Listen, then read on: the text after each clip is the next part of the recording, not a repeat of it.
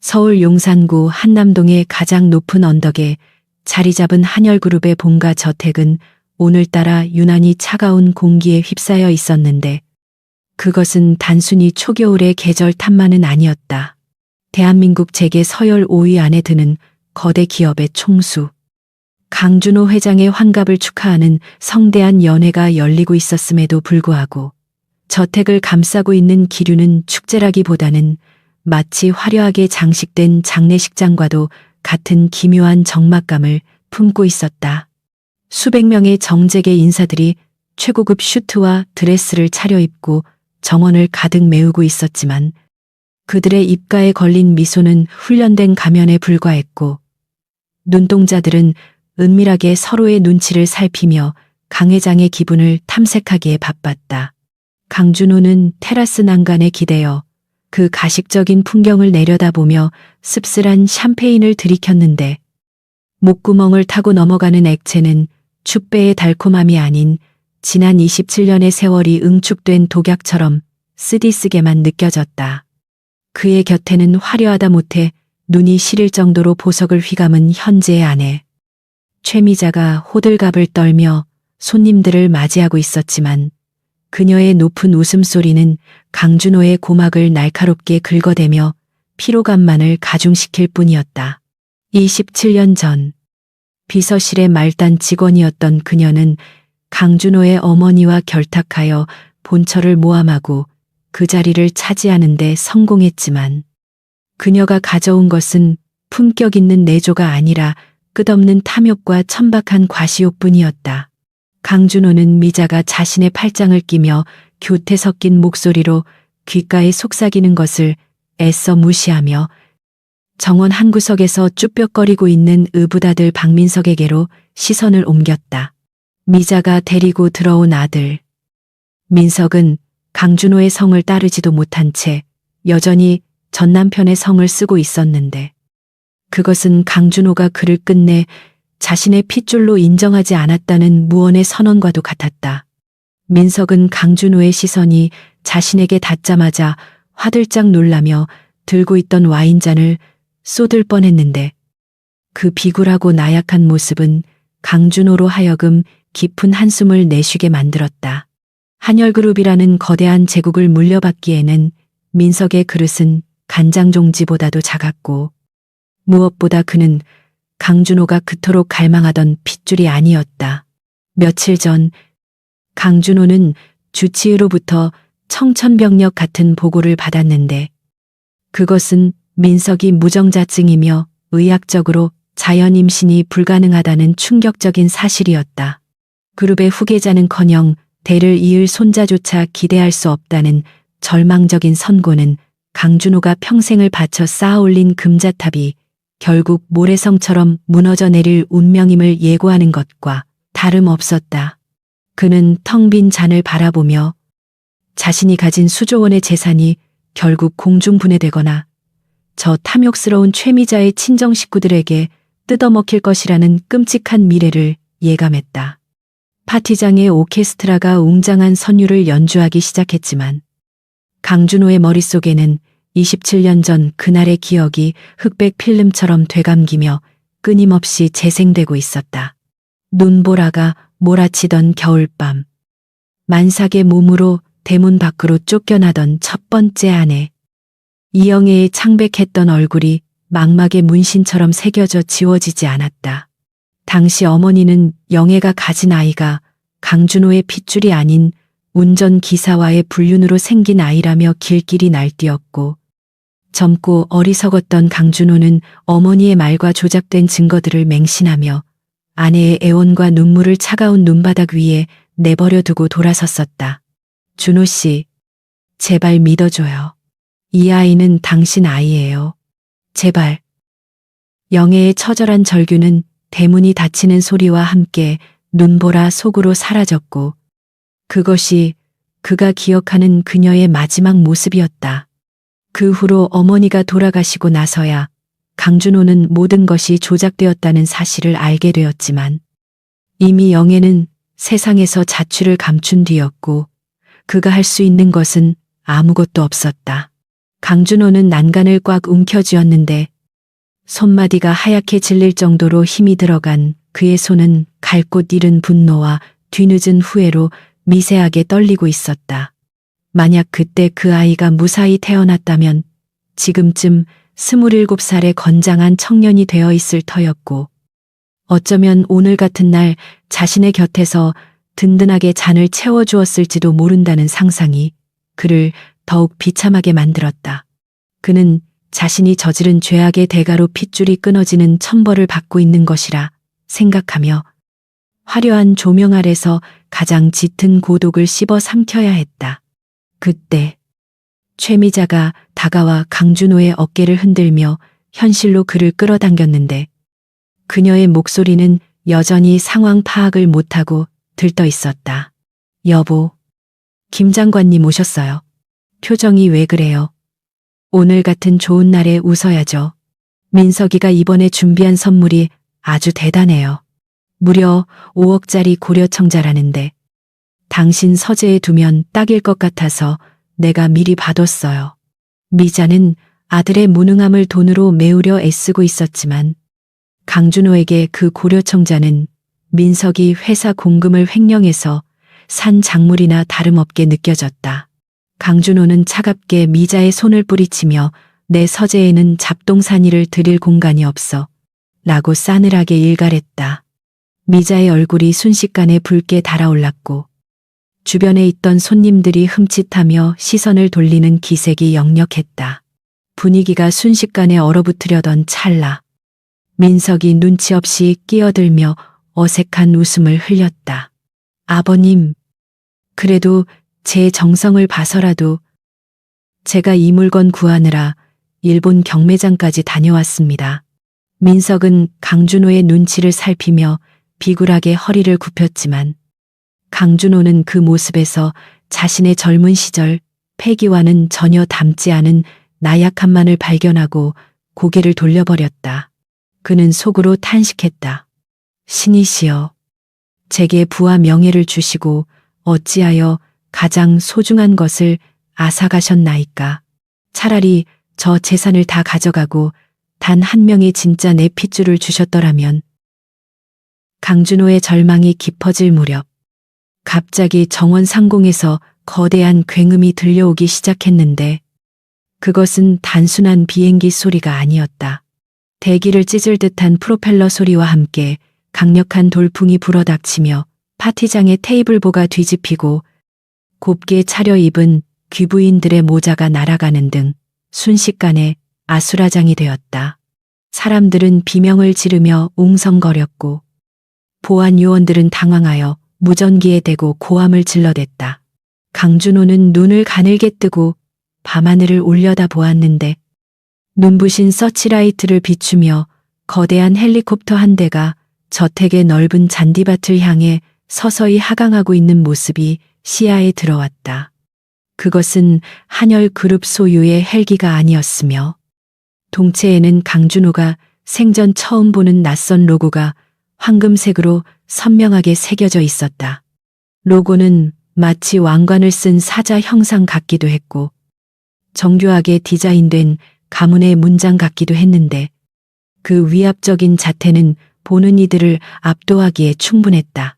뭐야, 누가 감히 내 생일 파티에 허락도 없이 헬기를 띄운 거야. 보안팀장 당장 확인해.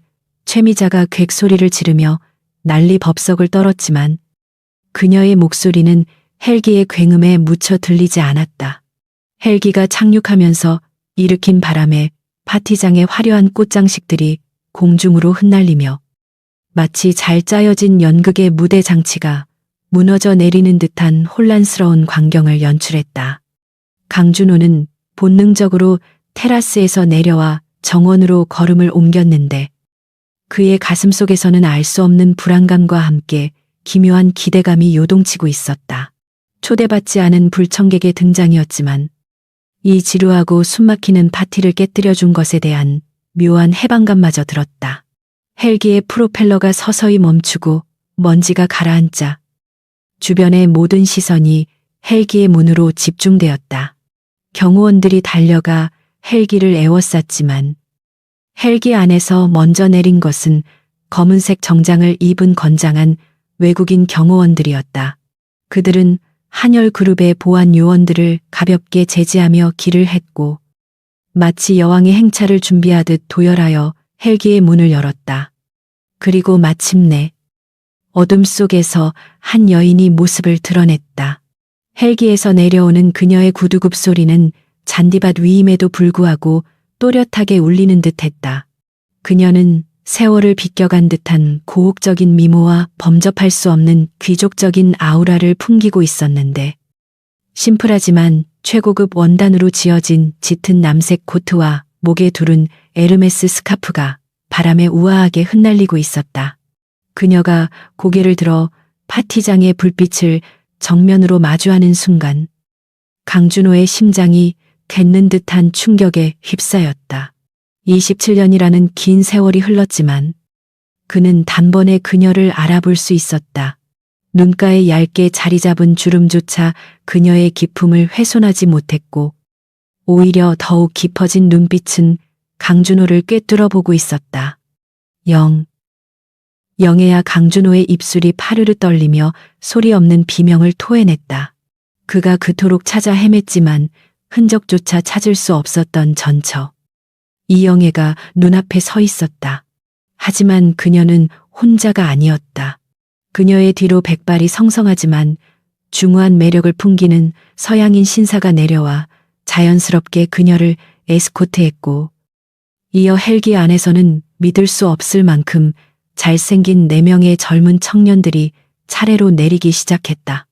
그들은 마치 런웨이를 걷는 모델들처럼 완벽한 비율과 외모를 자랑하고 있었는데 놀랍게도 그들의 이목구비 하나하나는 강준호의 젊은 시절을 거푸집으로 찍어낸 듯 소름 끼치게 닮아 있었다. 파티장은 찬물을 끼얹은 듯 정적에 휩싸였고 사람들은 웅성거림조차 잊은 채 이 비현실적인 광경을 멍하니 지켜볼 뿐이었다. 최미자는 사색이 되어 입을 벌린 채 굳어버렸고 민석은 본능적인 위기감에 뒷걸음질 쳤다. 강준호는 비틀거리며 한 걸음씩 그들에게 다가갔다. 영애는 강준호의 시선을 피하지 않고 똑바로 응시하며 입가에 서늘하고도 당당한 미소를 머금었다. 그것은 재회를 기뻐하는 미소가 아니라 오랫동안 준비해온 심판을 시작하려는 집행관의 미소였다. 강준호는 27년 전 자신이 내쫓았던 여인이 이제는 자신이 감히 올려다볼 수 없는 거대한 태풍이 되어 돌아왔음을 직감했다. 헬리콥터의 프로펠러가 멈추고 고요가 찾아온 한열그룹의 본가 정원은 마치 폭풍 전야와도 같은 숨막히는 긴장감에 휩싸여 있었다.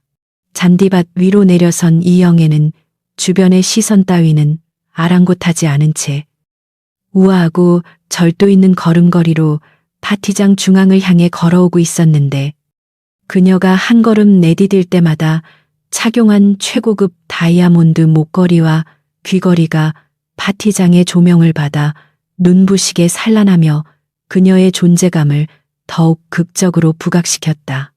27년 전 만삭의 몸으로 시어머니에게 머리채를 잡힌 채 쫓겨나던 그 초라하고 나약했던 여인의 흔적은 어디에서도 찾아볼 수 없었으며 지금 그곳에는 오직 세상을 발 아래 둔 여왕의 위엄만이 서려 있을 뿐이었다. 그녀의 뒤를 따르는 외국인 경호원들은 마치 철벽과도 같아서 감히 누구도 그녀에게 함부로 접근할 수 없는 범접 불가한 성역을 만들어내고 있었다. 강준호는 떨리는 다리를 겨우 지탱하며 비틀비틀 앞으로 나아갔는데 그의 시선은 마치 자석에 이끌린 듯 영애의 얼굴에 고정되어 떼어지지 않았다. 세월의 흐름 속에 주름은 늘었지만 그녀 특유의 맑고 깊은 눈동자와 고집스러울 정도로 단아했던 인매는 여전했기에 그는 그녀가 자신의 첫사랑이자 첫 번째 아내였던 이영애임을 확신할 수 있었다. 영애야. 정말 당신이야.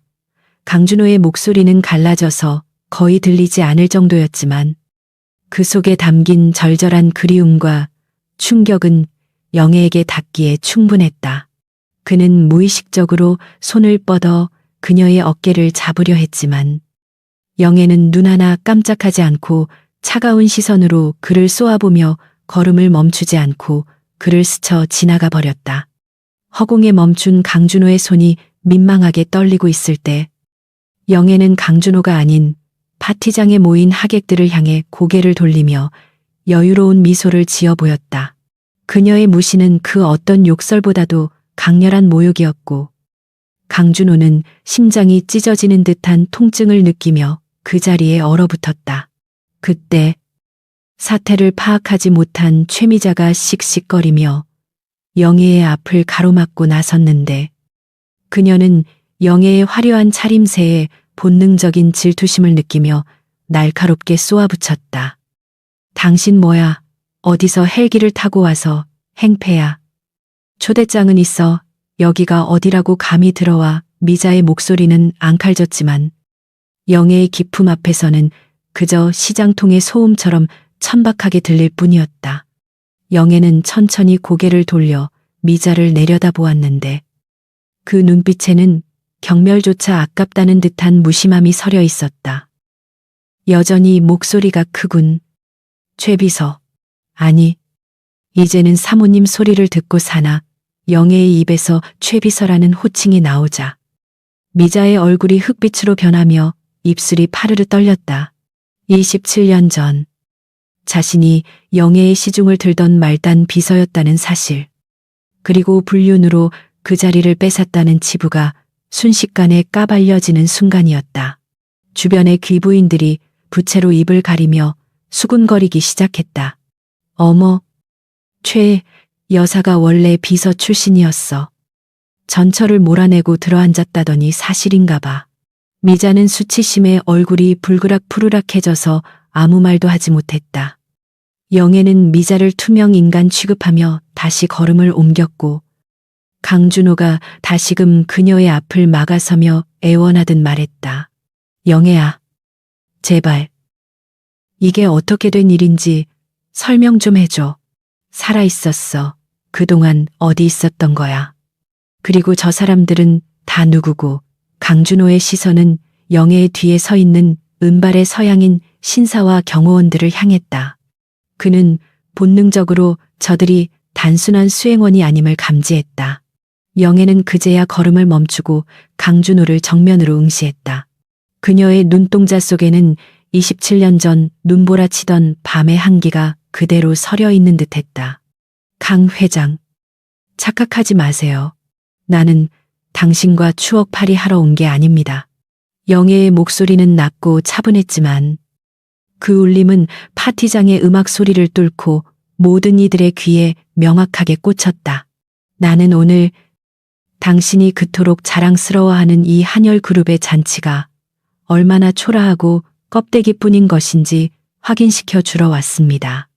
영애는 곁에 서 있던 은발의 신사를 정중하게 소개했다. 인사하시죠. 이분은 윌리엄 스펜서, 경셜 윌리엄 스펜서입니다. 세계은행 월드뱅크의 총재이자 제 사돈어른이십니다. 세계은행 총재. 그 직함이 주는 무게감의 파티장은 순식간에 찬물을 끼얹은 듯 정적에 휩싸였다. 한열그룹이 대한민국에서 날고 기는 재벌이라 해도 전 세계 금융을 좌지우지하는 세계은행 총재 앞에서는 일개 로컬 기업에 불과했다. 강준호의 눈이 휘둥그레졌다. 사돈어른이라니, 그렇다면 영애가 재혼이라도 했단 말인가? 아니면 그녀의 자식이 저 거물과 혼인을 맺었다는 뜻인가? 강준호의 머릿속이 뒤죽박죽 엉키기 시작했다. 윌리엄 스펜서는 강준호를 향해 짧게 목례만 했을 뿐 악수를 청하지도 미소를 짓지도 않았다. 그의 푸른 눈동자는 마치 죄인을 신문하는 재판관처럼 강준호를 차갑게 훑어보고 있었다. 미스터 강, 내 딸과 손자들을 27년 동안 고통 속에 방치한 장본인을 직접 보게 되어 유감이군요. 윌리엄의 유창한 한국어 발음의 사람들은 또 한 번 놀랐다. 그의 어조는 정중했지만 그 속에 담긴 비난은 날카로운 칼날과도 같았다. 강준호는 당황하여 말을 더듬었다. 손자라니요? 그게 무슨 말씀이십니까? 영애야, 네가 낳은 아이가 살아있단 말이냐? 강준호는 27년 전 영애가 임신했던 아이가 유산되거나 잘못되었을 것이라고 막연히 생각해 왔었다. 어머니가 그렇게 보고했기 때문이었다. 하지만 지금 영애는 세계적인 거물을 대동하고 나타나 손자를 언급하고 있었다. 영애는 강준호의 질문에 대답하는 대신 핸드백에서 명함 한 장을 꺼내 강준호의 턱시도 주머니에 꽂아 주었다. 아우레우스 바이오 글로벌 이사회 의장 이영애. 강준호는 명함을 꺼내보고 경악을 금치 못했다. 아우레우스 바이오. 최근 전 세계 바이오 시장을 석권하며 시가총액이 수백조 원에 달하는 한열그룹보다 더 거대한 다국적 기업이었다. 그 기업의 의장이 바로 자신이 내쫓았던 전처 이영애였던 것이다. 강준호의 손이 사시나무 떨듯 떨렸다. 자신이 버린 여자가 자신이 평생을 바쳐 일군 회사보다 더 큰 제국을 건설하여 돌아왔다는 사실은 그의 자존심을 산산조각냈다. 최미자는 뒤에서 명함을 훔쳐보고는 비명을 질렀다. 말도 안 돼. 이거 가짜지. 어디서 사기치는 거야. 고졸 출신 주제에 무슨 글로벌 회장이야. 미자는 현실을 부정하며 악을 썼지만 파티장에 참석한 정재계 인사들은 이미 술렁이고 있었다. 그들은 아우레우스 바이오의 명성을 익히 알고 있었고 영애의 기품과 윌리엄 스펜서의 존재만으로도 이것이 거짓이 아님을 본능적으로 깨닫고 있었다. 몇몇 발빠른 인사들은 벌써 영애에게 눈도장을 찍기 위해 기회를 엿보고 있었다.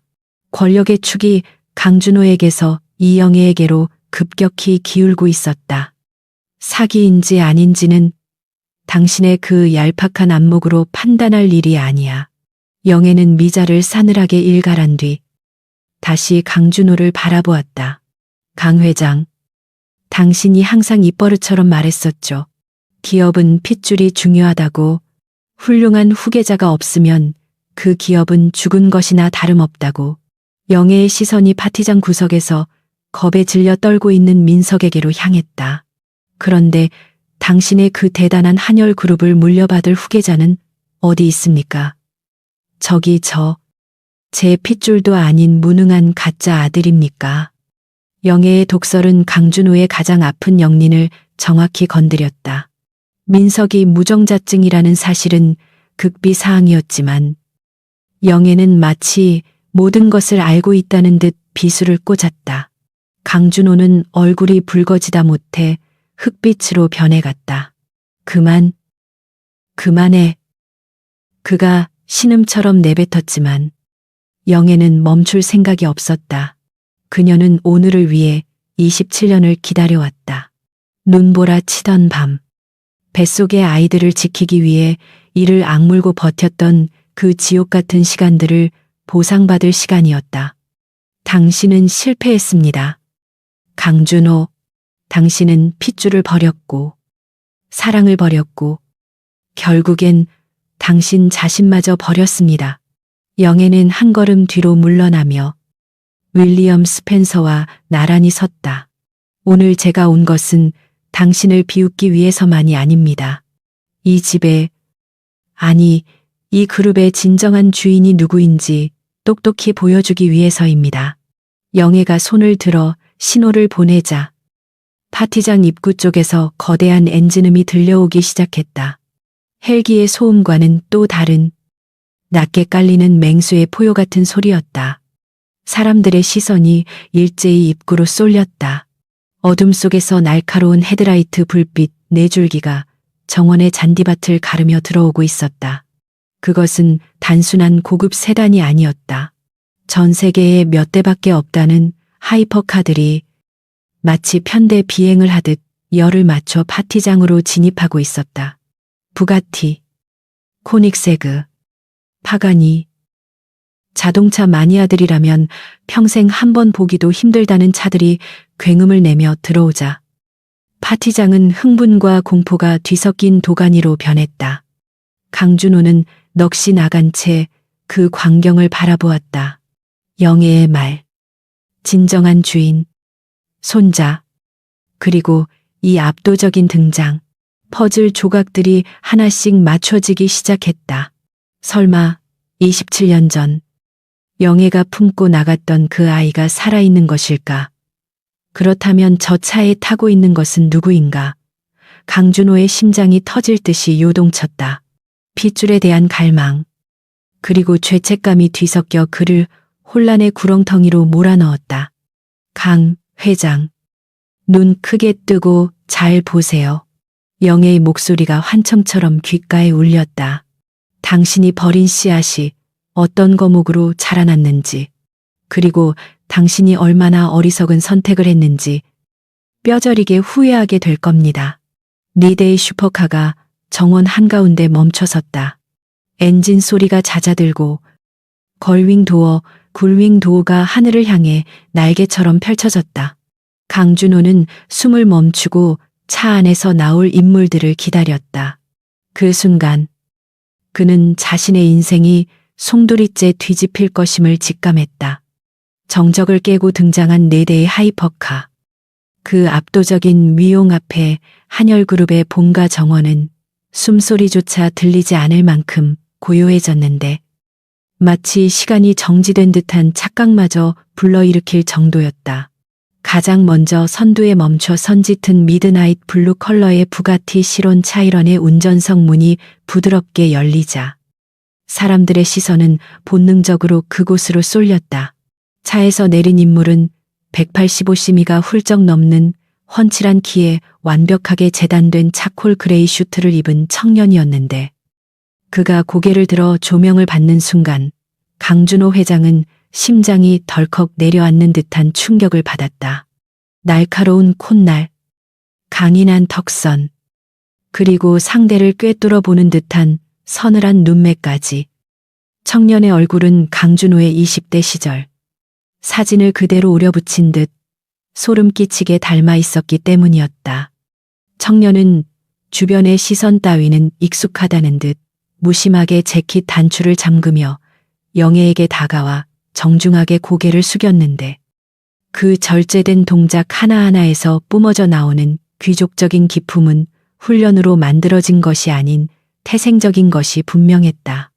이어 뒤따르던 하얀색 코닉세그 제스코에서는 은퇴 안경을 쓴 지적인 인상의 청년이 내렸는데 그는 첫 번째 청년과는 달리 차분하고 냉철한 분위기를 풍기고 있었다. 하얀 가운을 입지 않았음에도 불구하고 예리한 메스가 연상되는 그의 손길과 눈빛은 그가 생명을 다루는 직업을 가진 사람임을 짐작하게 했다. 그 역시 강준호의 이목구비를 닮았으나 강준호가 가지지 못한 학구적인 깊이와 섬세함이 더해져 있었다. 세 번째로 문이 열린 무광 블랙의 파가니 와이라 휴아이라에서는 검은색 가죽 재킷을 입은 야성적이면서도 정의로움이 느껴지는 강렬한 인상의 청년이 모습을 드러냈다. 그의 눈빛은 마치 범죄자를 신문하는 검사처럼 날카롭고 매서웠으며 타협을 모르는 듯한 굳게 담은 입술은 보는 이로 하여금 저절로 고개를 숙이게 만드는 위압감을 주고 있었다. 마지막으로 붉은색 맥라렌 스피드테일에서 내린 청년은 앞선 3명과는 확연히 다른 분위기였는데 화려한 금발로 염색한 머리와 연예인 뺨치는 화려한 이목구비 그리고 대중을 사로잡는 듯한 여유로운 미소를 짓고 있었다. 그가 내리자마자 파티장의 젊은 하객들 사이에서 어머 저 사람 혹시 리암리 아니야 라는 탄성이 터져 나왔다. 4명의 청년들이 이영애를 중심으로 반원형으로 도열하자 그 모습은 마치 그리스 신화 속의 신들이 강림한 듯 비현실적으로 아름답고 위협적이었다. 그들은 모두 다른 개성을 가지고 있었지만 공통적으로 강준호의 유전자를 완벽하게 아니 그보다 훨씬 더 우월하게 계승하고 있다는 사실만은 부정할 수 없었다. 강준호는 비틀거리며 그들에게 한 걸음 더 다가갔다. 설마, 자네들, 네. 그의 목소리는 떨리고 있었고 눈시울은 붉어져 있었다. 27년 전 자신이 쫓아냈던 뱃속의 핏줄이 하나가 아니라 넷이었다는 사실. 그리고 그들이 이렇게 완벽하게 성장해서 눈앞에 나타났다는 기적 같은 현실에 그는 사고가 정지해버릴 지경이었다. 하지만 감격에 겨운 강준호와 달리 최미자는 공포와 질투로 눈이 뒤집힐 지경이었다. 그녀는 이 4명의 청년들이 등장하는 순간 자신의 아들 박민석이 설 자리가 영원히 사라졌음을 본능적으로 직감했다. 미자는 악을 쓰며 소리쳤다. 이게 무슨 쇼야? 어디서 배우들을 섭외해 온 거야? 강 회장님. 속지 마세요. 요즘 성형수술이 얼마나 발달했는데 회장님 젊은 시절 사진 보고 얼굴 뜯어고쳐서 데려온 사기꾼들이에요. 그녀의 발악은 처절했지만 파티장에 모인 사람들은 이미 그녀의 말을 믿지 않았다. 핏줄이 당기는 묘한 이끌림과 유전자의 힘은 성형수술 따위로 흉내낼 수 있는 영역이 아니라는 것을 그들도 알고 있었기 때문이다. 영애는 미자의 발악을 비웃듯 가볍게 무시하고 마이크를 잡은 듯 또렷한 목소리로 하객들을 향해 입을 열었다. 소란스럽게 등장해서 죄송합니다. 제 아들들이 할머니의 고국을 처음 방문하는 길이라 조금 들뜬 모양이네요. 영애가 아들들이라고 명확하게 칭하자 강준호의 가슴에 다시 한번 비수가 꽂혔다. 영애는 첫 번째 청년, 자신을 가장 많이 닮은 그를 가리키며 소개했다. 장남 이현우입니다. 현재 윌리엄 스펜서 총재님의 후광이 아닌 본인의 실력으로 월스트리트 최연소 헤지펀드 대표 자리에 오른 녀석입니다. 작년 수익률만 400%를 기록했죠. 하객들 사이에서 경악 섞인 탄성이 터져나왔다. 월스트리트의 헤지펀드 대표라면 한열그룹의 웬만한 계열사 사장보다 더 큰 자금을 움직이는 거물이었다. 현우는 강준호를 향해 시선조차 주지 않고 오직 어머니 영애를 향해 부드럽게 미소 지었다. 영애는 이어 두 번째 청년을 소개했다. 차남 이지훈입니다. 존스 홉킨스 대학병원 신경외과 최연소 과장으로 재직 중이며 신의 손이라 불리는 녀석입니다. 이미 수많은 난치병 환자들을 살려내 세계적인 의학 저널의 표지로 실리기도 했죠. 의학계 인사들이 웅성거리며 지훈을 바라보았다. 강준호는 자신이 평소에 입버릇처럼 우리 집안에도 의사 하나 있었으면 좋겠다고 말했던 것을 떠올렸다. 그런데 자신이 버린 아들이 세계 최고의 외과 의사가 되어 있었다. 영애는 멈추지 않고 세 번째 청년, 검은 재킷의 사내를 가리켰다. 삼남 이도진입니다. 미국 연방검찰청 뉴욕 사던 디스트릭트의 수석 검사로 주로 국제금융범죄와 기업 비리를 수사하고 있습니다. 타협을 모르는 성격이라 제가 좀 걱정이 많습니다만 정의를 구현하는 데에는 탁월한 재능을 보이죠. 기업 비리 수사. 그 단어의 파티장에 있던 수많은 기업인들이 마른 침을 삼켰다. 특히 횡령과 탈세로 얼룩진 최미자와 박민석은 사색이 되어 뒷걸음질 쳤다. 미국 연방검사의 칼날이 자신들을 향할 수도 있다는 공포가 엄습했기 때문이다. 도지는 날카로운 눈빛으로 민석을 쏘아보았고 민석은 그 눈빛에 기가 눌려 들고 있던 와인잔을 쨍 하고 깨뜨리고 말았다. 붉은 와인이 바닥에 퍼지며 민석의 찌질함을 더욱 부각시켰다. 마지막으로 영애는 막내, 금발의 청년을 바라보며 환하게 웃었다. 그리고 막내, 이서준입니다. 예명은 리암, 줄리어드 음대를 수석으로 졸업하고 현재는 피아니스트이자 작곡가로 활동 중입니다. 빌보드 클래식 차트 1위를 10주 연속 기록한 우리 집안의 애교쟁이이자 보물이죠. 서준이 손을 흔들자 파티장의 젊은 여성들이 환호성을 질렀다.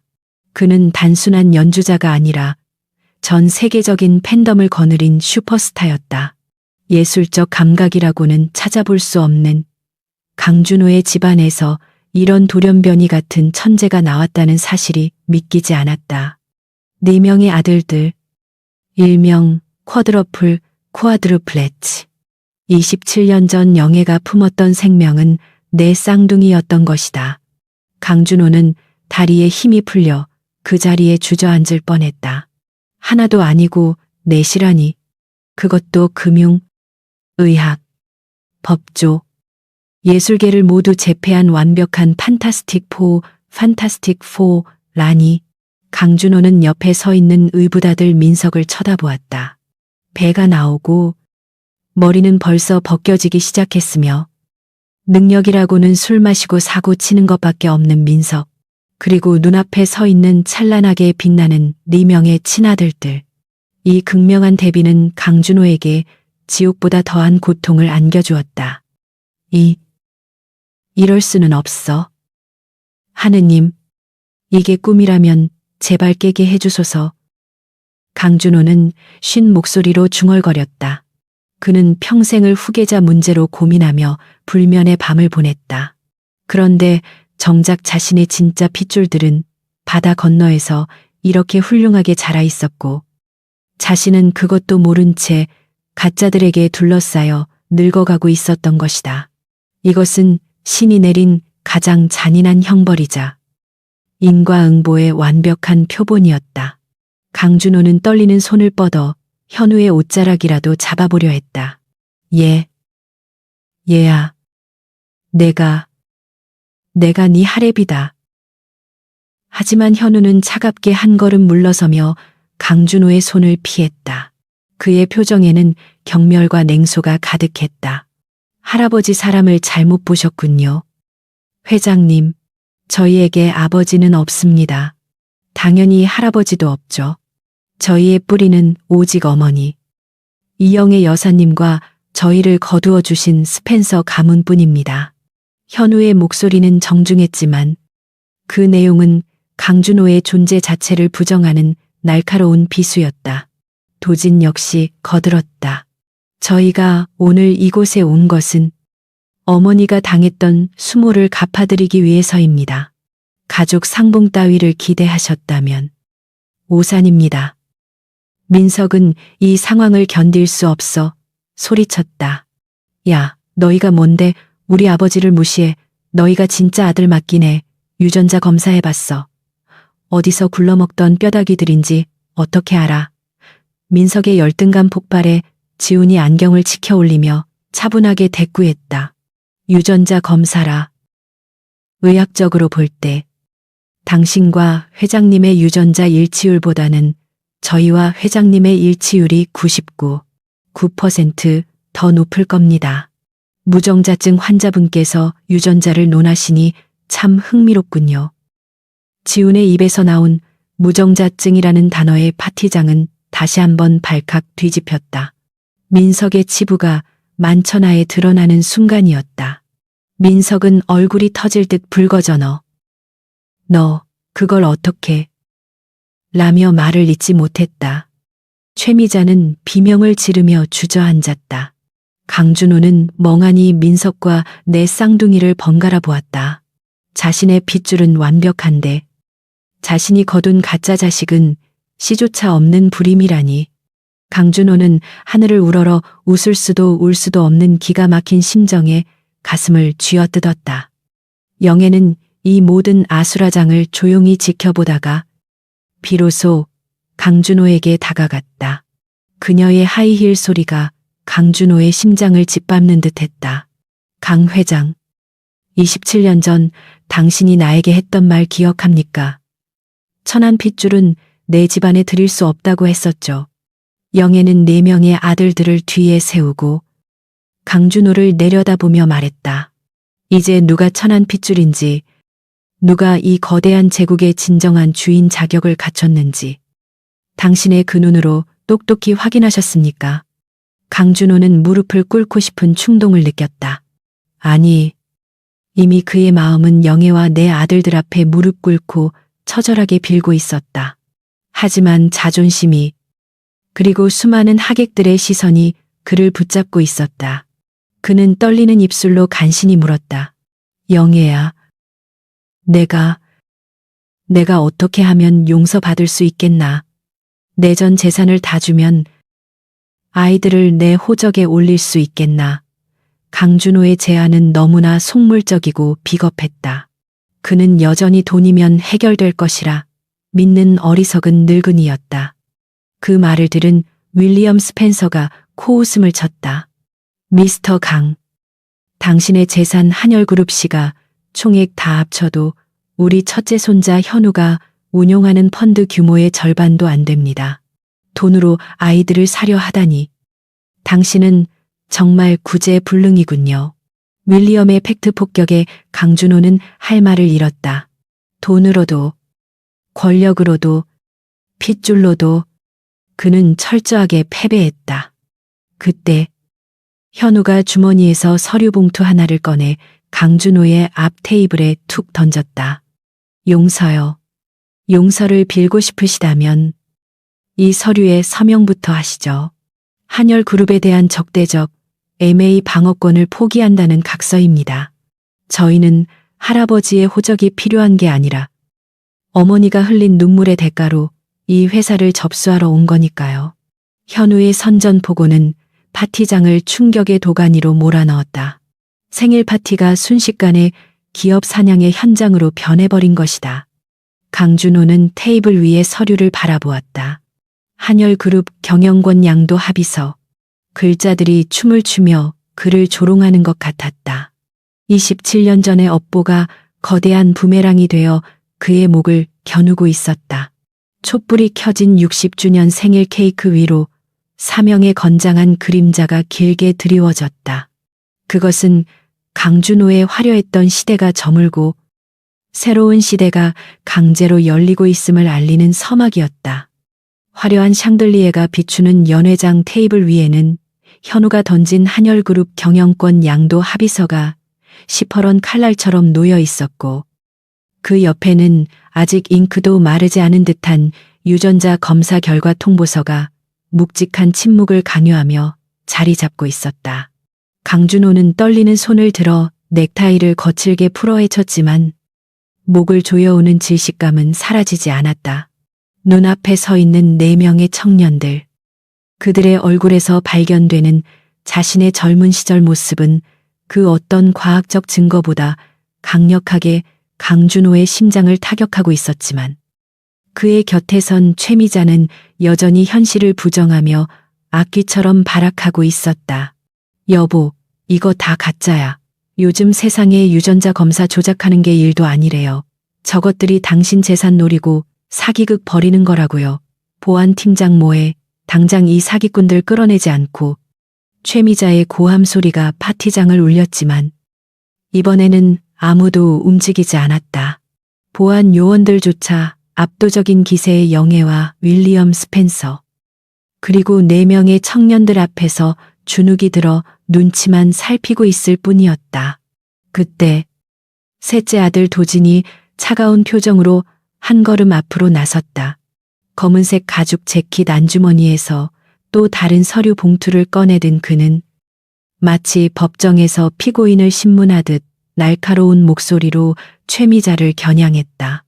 최미자 씨, 당신의 무식함과 탐욕은 27년 전이나 지금이나 변함이 없군요. 조작 미국 연방검찰청의 공증을 받은 문서가 조작이라고 주장하신다면 지금 당장 명예훼손 및 허위사실 유포로 현행범 체포할 수도 있습니다. 도진이 꺼내든 서류는 단순한 친자 확인서가 아니었다. 그것은 미국 최고의 유전자 분석기관인 제네틱스랩에서 발행한 공식 문서로 강준호 회장의 목은 미리 확보한과 내 형제의 DNA를 대조한 100페이지 분량의 정밀 보고서였다. 도진은 보고서의 마지막 페이지를 펼쳐 강준호의 코앞에 들이밀었다. 읽으십시오. 강 회장님, 당신이 그토록 의심하고 부정했던 핏줄의 증거입니다. 당신의 눈이 멀지 않았다면 저 숫자가 무엇을 의미하는지 똑똑히 보일 겁니다. 강준호는 도진의 기세에 눌려 덜덜 떨리는 손으로 서류를 받아들었다. 그의 시선이 종이의 하단. 붉은색으로 강조된 숫자에 고정되었다. 친자 관계 성립 확률 99. 99,999%. 소수점 아래로 끝없이 이어지는 구의 행렬은 수학적인 확신을 넘어선 신의 계시와도 같은 절대적인 수치였다. 강준호의 눈동자가 격렬하게 흔들렸다. 99. 99,999%. 그것은 눈앞에 내 청년이 자신의 뼈와 살을 나눈 직계, 혈족임을 그 어떤 의심의 여지도 없이 증명하고 있었다. 강준호의 입술이 파르르 떨리며 짐승 같은 신음이 새어나왔다. 그럴 리가. 어머니는 분명 내 아이가 아니라고. 27년 전 어머니는 산부인과 진단서를 보여주며 영애가 다른 남자의 아이를 가졌다고 했었다. 그 진단서에는 불일치 판정이 선명했었다. 그런데 지금 이 보고서는 정반대의 결과를 말하고 있었다. 영애는 강준호의 혼란스러운 표정을 읽은 듯 싸늘한 비웃음을 흘리며 입을 열었다. 당신 어머니, 조 여사님, 참으로 대단한 분이셨죠. 며느리를 내쫓기 위해 산부인과 의사를 매수하고 차트를 조작하는 수고까지 마다하지 않으셨으니까요. 영애의 목소리는 파티장의 정적을 가르고 사람들의 귀에 꽂혔다.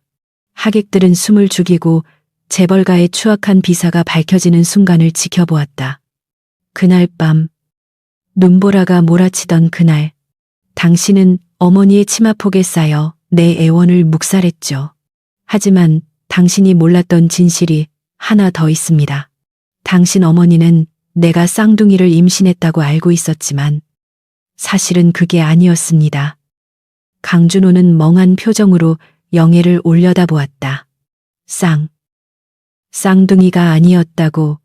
영애는 4명의 아들들을 그윽한 눈빛으로 바라보며 말을 이었다. 네, 쌍둥이가 아니었습니다. 내 쌍둥이 쿼드루플레츠였습니다. 하늘이 내린 기적. 2천만 분의 1의 확률로 찾아온 4명의 생명이 제 뱃속에서 자라고 있었습니다. 파티장 곳곳에서 세상에 내 쌍둥이라니 하는 탄성이 터져 나왔다. 강준호는 망치로 머리를 얻어맞은 듯한 충격에 휘청거렸다. 자신이 내쫓은 것은 아이 하나가 아니라 4명의 아들들이었다. 한열그룹을 4번이나 다시 세우고도 남을 그 엄청난 축복을 제 손으로 쓰레기처럼 버린 것이었다. 영애의 눈가에 맺힌 물기가 조명을 받아 반짝였다. 그것은 슬픔이 아닌 그 모진 세월을 견뎌낸 어미의 한 흔이었다. 미국으로 쫓겨나 빈민가 쪽방에서 이 아이들을 낳을 때 저는 죽음을 각오했습니다. 영양실조에 걸려 젖도 나오지 않는 상황에서 4명의 아이들이 배고파 우는 소리를 들으며 저는 매일 밤 피눈물을 흘렸습니다. 그때 당신은 무엇을 하고 있었나요? 최미자와 호의호식하며 샴페인을 터뜨리고 있었겠죠. 영애의 절규 섞인 고백에 파티장의 분위기는 숙연해졌다. 몇몇 귀부인들은 손수건으로 눈물을 훔치기도 했다. 하지만 신은 저를 버리지 않으셨습니다. 영애는 곁에 서 있는 윌리엄 스펜서를 바라보았다. 아이들 분유값을 벌기 위해 윌리엄 회장님 댁에 가사 도우미로 들어갔을 때 회장님은 제 처지를 비웃지 않고 오히려 제 손끝에 있는 재능을 알아봐 주셨습니다. 제가 바이오 연구에 대한 아이디어를 냈을 때 과감하게 투자해 주셨고 제 아이들을 친손자처럼 거두어 주셨죠. 윌리엄은 영애의 어깨를 감싸며 부드럽게 말했다. 영애는 내 인생 최고의 투자였습니다. 그리고 이 내 아이들은 내 딸이 낳지 못한 내 진짜 손자들입니다. 핏줄 그런 건 중요하지 않아요. 강 회장, 당신은 핏줄 타령만 하다가 진짜 보석을 놓친 가장 어리석은 남자입니다. 윌리엄의 말은 강준호의 뼈를 때렸다. 타인인 윌리엄은 영애와 아이들의 가치를 알아보고 거두어 세계적인 인재로 키워냈는데 정작 친부인 자신은 의심과 탐욕에 눈이 멀어 그들을 버렸다. 강준호는 민석을 쳐다보았다. 27년 동안 금지옥엽 키웠지만 무정자증에 무능력한 의부사들, 그리고 현우, 지훈, 도진, 서준, 완벽하게 자란 4명의 친아들. 이 잔인한 대비는 강준호의 인생 자체가 철저하게 실패했음을 증명하고 있었다. 그는 들고 있던 유전자 검사 보고서를 가슴에 품고 다리에 힘이 풀려 그 자리에 털썩 무릎을 꿇고 말았다. 강준호의 입에서 짐승 같은 울음소리가 터져 나왔다. 체면도 위신도 모두 잊은 채 그는 바닥을 치며 통곡했다. 내가 미쳤었어. 내 새끼들을, 그 귀한 놈들을. 강준호의 오열은 파티장을 울음 바다로 만들었다. 하지만 최미자는 여전히 포기하지 않았다. 그녀는 강준호가 무너지자 위기감을 느끼고 악에 받쳐 소리쳤다. 여보, 정신 차려요. 저것들이 감성 파리하는 거야. 유전자 검사 그거 돈 주면 다 만드는 거야, 민서가. 뭐해, 빨리 경찰 불러주거. 침입죄로 다 쳐넣으라고 해.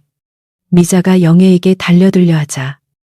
막내 서준이 피아니스트의 섬세한 손길이라고는 믿기지 않을 만큼 빠른 동작으로 미자의 팔을 낚아챘다. 아줌마, 진정하시죠? 우리 엄마 몸에 손끝 하나라도 댔다간 제 팬클럽 1억 명이 아줌마 가만 안 둘 텐데요. 서준은 싱긋 웃었지만 눈빛은 서늘했다. 이어 도진이 미자의 앞에 섰다. 그리고 최미자 씨, 당신의 횡령 및 배임 혐의에 대한 구속영장이 방금 발부되었습니다. 경찰은 우리가 불렀으니 걱정 마시죠. 도진의 말이 끝나기가 무서워 파티장 밖에서 사이렌 소리가 요란하게 울려 퍼졌다. 잠시 후 제복을 입은 경찰들이 들이닥쳤다.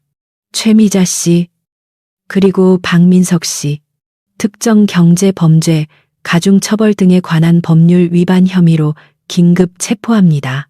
경찰이 미자와 민석에게 수갑을 채우자 파티장은 아수라장이 되었다.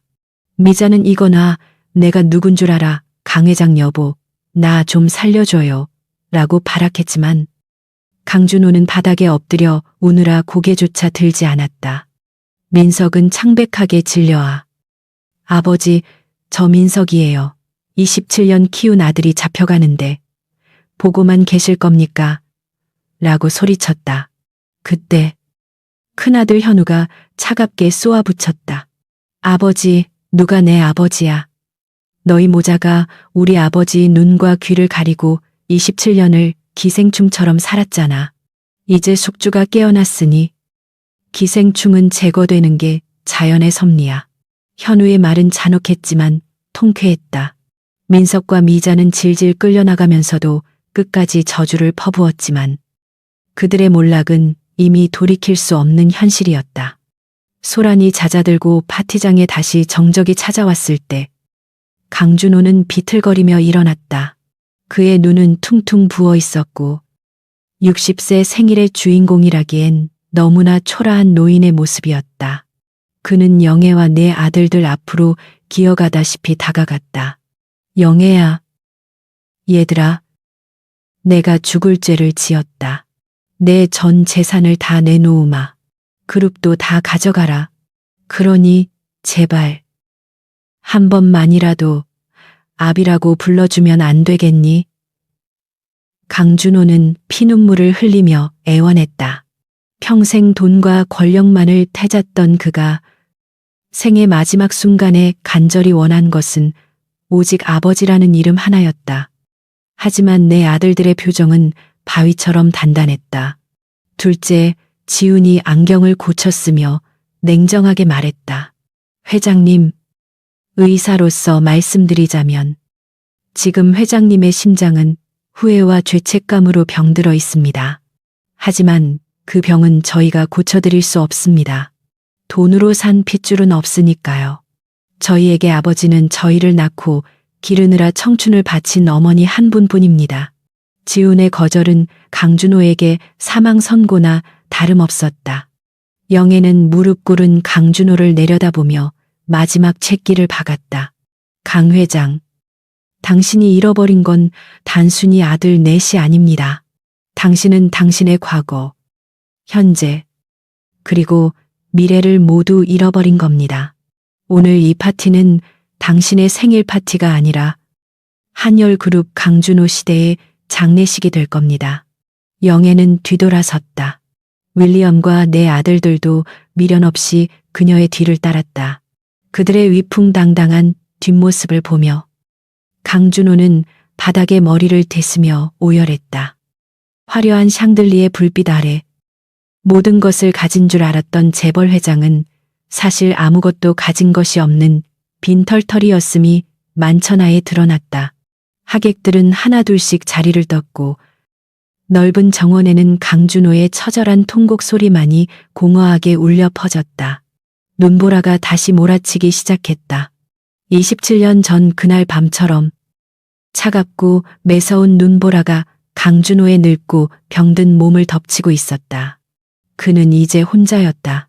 철저하게, 완벽하게 혼자였다. 최미자와 박민석이 경찰에 연행되어 끌려간 뒤 난장판이 된 파티장에는 썰물처럼 빠져나간 하객들의 빈자리를 채우는 무거운 침묵만이 감돌고 있었다. 바닥에 주저앉아 있던 강준호 회장은 비틀거리는 몸을 이끌고 간신히 소파에 기대 앉았는데 그의 눈빛은 초점을 잃은 채 허공을 응시하고 있었다. 평생을 바쳐 쌓아 올린 명예와 권력이 하루아침에 무너져 내린 충격도 컸지만 무엇보다 눈앞에 서 있는 4명의 건장한 친아들들이 주는 압도적인 존재감이 그의 정신을 뒤흔들고 있었다. 강준호는 떨리는 손으로 비서실장을 불렀다. 김 실장, 당장 고문 변호사단 소집해. 유 원장 다시 작성해야 해. 강준호의 목소리는 갈라져 있었지만 그 속에 담긴 집착은 여전했다. 그는 이 상황을 타개할 유일한 방법이 돈이라고 믿고 있었다. 내 전 재산을 이 아이들에게 상속한다. 한열그룹의 모든 지분, 부동산, 현금까지 4등분해서 물려줄 거야. 그러면 나를 아버지로 인정해주겠지. 그는 마치 흥정하듯 중얼거렸지만 그것은 아버지의 사랑이 아닌 벼랑 끝에 몰린 자의 비굴한 거래 제안에 불과했다. 그는 여전히 자신이 가진 것이 대단한 가치가 있다고 착각하고 있었으며 그것을 미끼로 아들들의 마음을 살 수 있다고 믿는 오만함을 버리지 못하고 있었다. 그 모습을 지켜보던 장남 이현우가 차갑게 코웃음을 쳤다. 그는 주머니에 손을 꽂은 채 소파에 널브러진 강준호를 내려다보며 싸늘하게 입을 열었다. 회장님, 아직 상황 파악이 안 되시나 봅니다. 당신의 그 유원장, 저희에게는 휴지 조각보다 가치가 없습니다. 현우는 스마트폰을 꺼내 화면을 강준호에게 보여주었다. 그곳에는 한열그룹의 주가 그래프가 곤두박질 치고 있는 실시간 차트가 떠 있었다. 당신의 아내와 의붓아들이 저지른 횡령과 배임, 그리고 오늘 이 파티장에서 벌어진 추태가 실시간으로 보도되면서 한열그룹 주식은 이미 하한가를 쳤습니다. 당신의 제국은 지금 불타오르는 침몰선입니다. 현우의 독설은 멈추지 않았다. 게다가 저희가 가진 자산 규모를 모르시나 본데 제가 운용하는 헤지펀드의 일주일 수익이 당신 그룹의 연간 영업이익보다 많습니다. 저희는 당신의 유산 따위 필요 없습니다. 오히려 당신이 저희에게 빚을 갚아야 할 처지죠.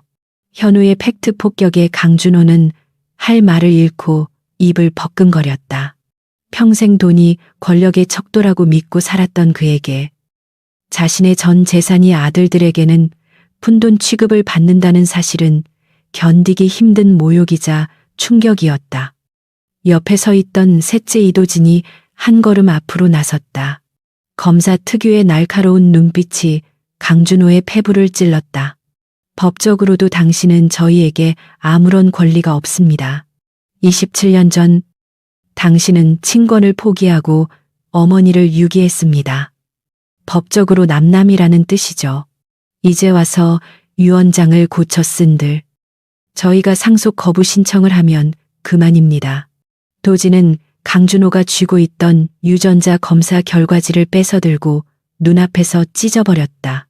이 종이 쪼가리가 당신을 아버지로 만들어주진 않습니다. 아버지가 되고 싶었다면 눈보라치던 그날 밤에 문을 열어줬어야죠. 종이 조각들이 눈처럼 흩날리며 바닥으로 떨어졌다.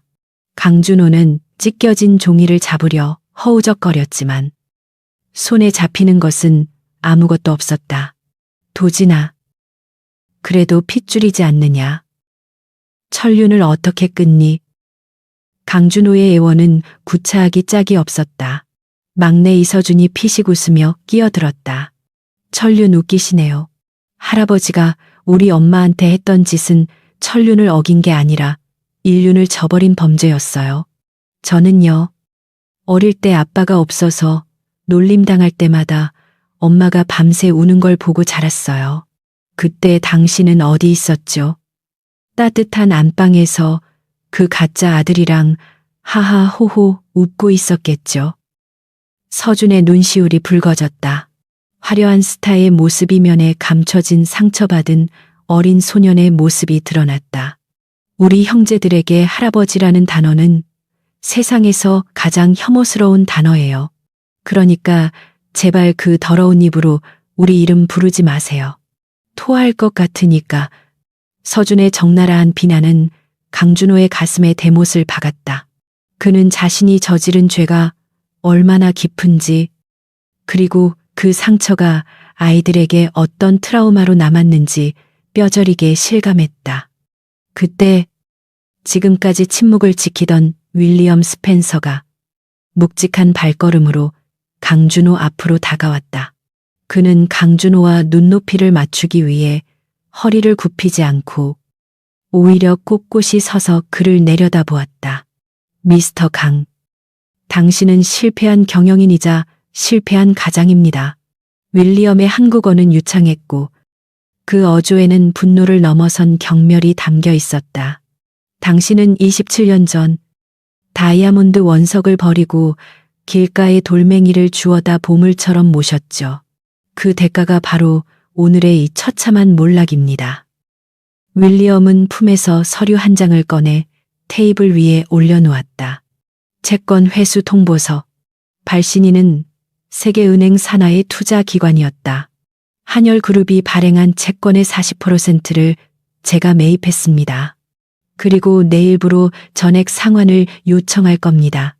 당신의 회사가 지금 당장 현금 5조 원을 마련할 수 있을까요? 강준호의 눈이 휘둥그레졌다. 5조 원. 그것은 한열그룹이 당장 동원할 수 없는 천문학적인 금액이었다. 채권 회수가 시작되면 그룹은 연쇄부도를 맞게 될 것이 자명했다.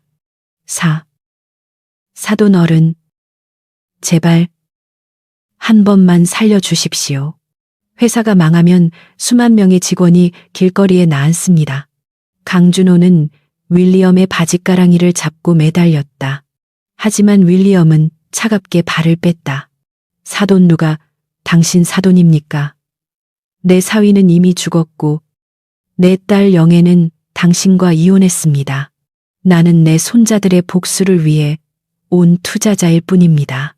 윌리엄의 냉정함은 강준호를 절망의 구렁텅이로 밀어넣었다. 직원들 걱정은 마시죠. 이영애가 조용히 입을 열었다. 그녀는 파티장의 혼란 속에서도 여전히 흐트러짐 없는 우아함을 유지하고 있었다. 당신의 회사가 부도 처리되면 제 아우레우스 바이오와 현우의 펀드가 개입하여 우량 계열사들을 인수할 겁니다. 물론 경영진은 전원 물갈이 되겠지만 직원들의 고용은 승계할 생각입니다. 영애의 계획은 치밀하고 완벽했다. 그녀는 단순히 강준호를 망가뜨리는 것을 넘어 그가 평생 일군 기업을 합법적으로 그리고 가장 굴욕적인 방법으로 빼앗아 올 준비를 마친 상태였다. 영애야, 어떻게 네가 나한테 이럴 수 있어? 우리가 한때 사랑했던 사이잖아. 강준호는 마지막 감정에 호소하려 했다. 하지만 영애의 눈빛은 싸늘하게 식어 있었다. 사랑 당신 입에서 나오는 그 단어가 역겹군요. 당신의 사랑은 조건부였고 핏줄에 대한 집착이었을 뿐입니다. 당신이 나를 내쫓던 날, 내 사랑은 얼어 죽었습니다. 영애는 강준호에게서 등을 돌렸다. 더 이상 볼 일 없습니다. 법정에서, 그리고 주주총회에서 뵙죠. 그때는 전 회장님이라고 불러드리겠습니다. 영애와 윌리엄, 그리고 4명의 아들들이 뒤를 돌아 파티장을 빠져나가기 시작했다. 그들의 위풍당당한 뒷모습은 강준호에게 닿을 수 없는 성벽처럼 느껴졌다. 강준호는 소리쳤다. 가지마, 얘들아, 영애야, 나를 두고 가지마, 나는 너희가 필요해. 그의 절규는 텅 빈 연회장에 공허하게 메아리쳤다. 하지만 그 누구도 뒤를 돌아보지 않았다. 그들은 강준호가 27년 전 내린 선택의 결과를 있는 그대로 돌려주고 있을 뿐이었다. 그때 둘째, 지훈이 잠시 멈춰섰다. 그는 뒤를 돌아보지는 않았지만 마지막으로 한마디를 남겼다.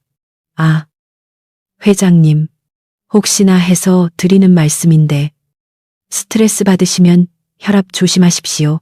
지금 상태로는 뇌졸중 위험이 매우 높습니다. 쓰러지셔도 제 병원으로는 오지 마십시오. 저는 환자를 살리는 의사지 쓰레기를 치우는 청소부는 아니니까요. 지훈의 냉소적인 조언은 강준호의 심장에 마지막 확인 사살을 가했다. 4대의 하이퍼카와 헬기가 다시 굉음을 내며 한열그룹 본가를 떠나갔다. 파티장에 남겨진 것은 부서진 케이크, 엎질러진 와인, 그리고 모든 것을 잃고 바닥에 널브러진 늙은 노인뿐이었다. 강준호는 텅 빈 천장을 올려다보며 허탈하게 웃었다. 하하, 하하. 웃음소리는 점차 울음소리로 변해갔다. 그는 자신이 쌓아 올린 황금의 탑에 깔려 죽어가고 있었다. 돈도, 명예도, 핏줄도, 사랑도 모두 잃은 그는 이제 살아있는 유령이나 다름없었다. 파티장의 불이 하나둘씩 꺼지기 시작했다. 관리인들이 들어와 청소를 시작했지만 아무도 강준호를 일으켜 세우려 하지 않았다. 그는 쓰레기 더미 속에 파묻힌 채 27년 전 자신이 내쫓았던 만삭의 아내와 뱃속의 아이들을 떠올렸다. 그때 문을 열어줬더라면, 그때 어머니를 막아섰더라면, 수만 가지의 만약이 그의 머릿속을 맴돌았지만 되돌릴 수 있는 것은 아무것도 없었다. 밖에는 눈보라가 더욱 거세게 몰아치고 있었다. 강준호의 추운 겨울은 이제 막 시작되었을 뿐이었다. 다음 날 아침, 대한민국은 전날 밤 한남동 저택에서 벌어진 강준호 회장의 환갑잔치 대참사 뉴스로 발칵 뒤집혔는데 조간신문의 일면은 온통 강 회장의 망연자실한 표정과 최미자 모자가 수갑을 차고 연행되는 사진으로 도배되어 있었다. 한열그룹의 몰락, 잃어버린 4 쌍둥이의 귀환, 세계은행 총재와 손잡은 전처의 복수급, 최미자 부사장의 500억 횡령 혐의 등의 자극적인 헤드라인들이 포털 사이트 실시간 검색어를 장악하며 한열그룹의 주가는 장 시작과 동시에 하한가로 곤두박질 쳤다. 여의도 증권가에서는 이미 한열그룹의 부도를 기정사실화하는 분위기였고 채권단은 긴급 회의를 소집하여 자금 회수 방안을 논의하느라 분주했다.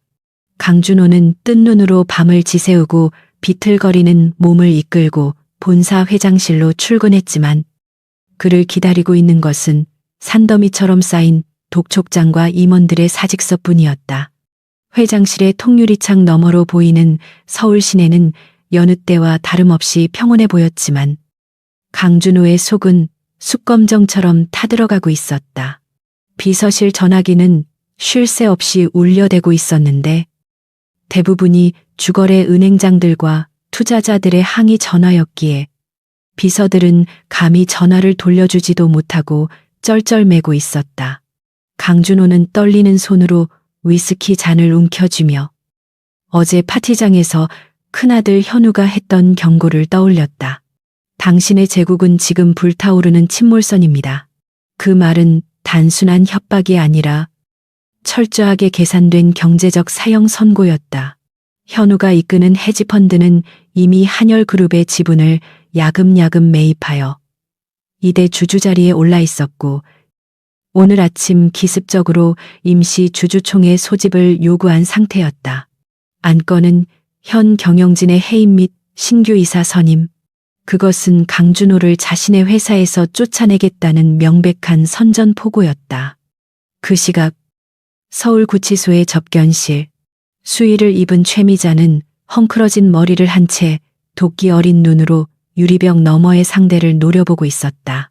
그녀의 맞은편에는 셋째 아들 도진이 검은색 슈트를 단정하게 입고 서류 가방에서 두툼한 파일 하나를 꺼내 올려놓고 있었다. 미자는 억울하다는 듯 책상을 내리치며 소리쳤다. 야, 이 검사 나부랭이야. 네가 감히 나를 여기에 가둬. 내가 누군 줄 알아. 강준호 회장의 아내야. 내 변호사 오면 너네 다 옷 벗길 줄 알아. 그녀는 여전히 자신이 가진 권력이 통할 것이라 믿는 망상 속에 빠져 있었다. 도진은 미자의 발악을 무심하게 지켜보다가 피식 웃으며 파일처를 펼쳤다. 강 회장의 아내라. 법적으로는 맞지만 곧 이혼 소장을 받게 되실 겁니다. 강 회장님도 당신의 횡령 사실을 알고 고소장을 준비 중이시거든요. 도진의 차가운 말에 미자의 눈동자가 흔들렸다. 뭐라고? 그 영감이 나를 고소해. 내가 27년을 수발들었는데. 도진은 미자의 말을 끊고 싸늘하게 말을 이었다. 그 27년 동안 당신이 저지른 짓들을 보면 수발이 아니라 기생이었다는 표현이 더 적절하겠죠. 여기 당신이 민석이 명의로 빼돌린 비자금 내역. 그리고 도진은 잠시 뜸을 들이다가 사진 한 장을 유리창에 붙였다.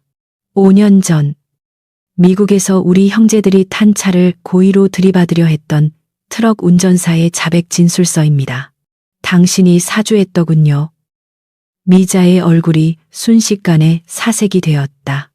그녀는 입술을 덜덜 떨며 뒷걸음질 쳤다. 아니야, 모함이야. 난 모르는 일이야. 도진은 매서운 눈빛으로 미자를 쏘아보았다. 우리 어머니가 당신들 눈을 피해 우리를 숨어서 키운 이유가 바로 이거였습니다.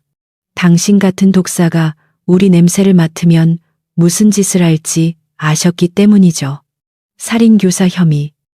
이것만으로도 당신은 평생 감옥에서 썩게 될 겁니다. 횡령은 그저 에피타이저일 뿐이죠. 도진의 말은 빈말이 아니었다. 그는 이미 모든 증거를 확보하고 있었고 미자가 빠져나갈 구멍은 바늘 구멍만큼도 남아있지 않았다. 미자는 다리에 힘이 풀려 주저앉으며 살려줘. 잘못했어. 라고 중얼거렸지만 도진은 가방을 챙겨 일어나며 차갑게 뒤돌아섰다. 한편 한열그룹 본사 대회의실에서는 긴장감이 감도는 가운데 임시 주주총회가 열리고 있었다. 강준호는 상석에 앉아 있었지만 그의 표정은 이미 패배를 직감한 장수의 것처럼 어두웠다. 주주들은 강준호를 향해 싸늘한 시선을 보내거나 큰 소리로 경영 책임을 물으며 사퇴를 요구하고 있었다. 강 회장 회사가 이 지경이 되도록 뭐 한 거야? 주가가 반토막이 났어. 책임져. 주주들의 고성은 강준호의 가슴을 후벼 팠다. 그때 회의실 문이 열리며 이영애가 수행원들을 대동하고 당당하게 들어섰다. 그녀는 더 이상 27년 전에 쫓겨난 며느리가 아닌 한열그룹의 최대 채권자이자 이대 주주의 대리인 자격으로 그 자리에 섰다. 영애는 강준호와 눈이 마주치자 가볍게 목례를 했지만 그 눈빛에는 일말의 동정심도 없었다. 그녀는 마이크를 잡고 단상에 올라 주주들을 둘러보았다. 존경하는 주주 여러분. 저는 오늘 한열그룹의 새로운 비전을 제시하기 위해 이 자리에 섰습니다. 윌리엄 스펜서 총재님과 아우레우스 바이오는 한열그룹의 부실 채권을 모두 인수하고 전문 경영인 체제를 도입하여 회사를 정상화시킬 것을 약속드립니다. 영애의 카리스마 넘치는 연설에 주주들은 술렁이기 시작했다. 부도 위기에 몰린 회사에 세계적인 자본이 들어온다는 소식은 그들에게 유일한 구명줄이었기 때문이다. 강준호는 떨리는 목소리로 반박하려 했다. 이보시오. 내가 아직 이 회사의 회장이오. 내 피와 땀으로 만든 회사란 말이오. 하지만 그의 외침은 공허했다. 장남 현우가 자리에서 일어나 차분하게 팩트를 제시했다. 회장님, 정정해드리죠. 회장님의 지분은 대부분 담보로 잡혀 있고 그 채권자는 바로 저와 어머니입니다. 지금 이 순간 회장님이 가진 의결권은 3%도 되지 않습니다. 현실을 직시하십시오. 현우가 스크린에 띄운 지분 구조도는 강준호가 이미 허수아비임을 적나라하게 보여주고 있었다. 주주들은 영애와 현우의 제안에 압도적인 지지를 보냈다. 투표 결과는 만장일치에 가까운 경영진 해임 가결이었다. 의사봉이 탕하고 3번 울리는 순간 강준호의 40년 제국은 공식적으로 무너져 내렸다. 그는 의자 깊숙이 몸을 파묻으며 눈을 감았다. 귀에서 윙하는 이명소리가 들렸다. 자신이 평생을 바쳐 지켜온 회장 자리가 자신이 버린 아내와 아들의 손에 의해 박탈당하는 이 아이러니한 상황을 도저히 받아들일 수가 없었다. 보안 요원들이 다가와 강준호에게 정중하게 퇴장을 요구했다. 회장님, 아니 강준호 씨, 짐을 챙겨서 나가주셔야겠습니다. 강준호는 비틀거리며 회의실을 빠져나왔다. 복도에는 수많은 직원들이 나와 그를 쳐다보고 있었다. 예전 같았으면 90도로 허리를 숙여 인사했을 직원들이었지만 지금은 그를 쳐다보는 눈빛에 경멸과 연민이 뒤섞여 있었다. 그는 도망치듯 엘리베이터에 탔다. 1층 로비에 도착하자 수많은 취재진이 그를 에워싸고 플래시를 터뜨렸다. 회장님 경영권 박탈 심경이 어떠십니까? 전처와 아들들에게 하실 말씀 없습니까? 최미자 씨의 횡령 사실을 정말 모르셨습니까? 쏟아지는 질문 세례에 강준호는 현기증을 느끼며 쓰러질 뻔했다. 그때 로비 한쪽에서 휠체어를 탄 한 노인이 나타났다. 강준호의 오랜 친구이자 창업 공신이었던 김이사였다. 그는 강준호가 미자에게 빠져 회사를 엉망으로 만들 때 유일하게 직원을 하다가 쫓겨났던 인물이었다. 김이사는 강준호를 보며 혀를 찼다. 준호야, 내가 뭐라고 했나? 조강지쳐 버리고 잘 되는 놈 없다고 했지. 자네가 자초한 일이야. 이제라도 죗값을 치르게.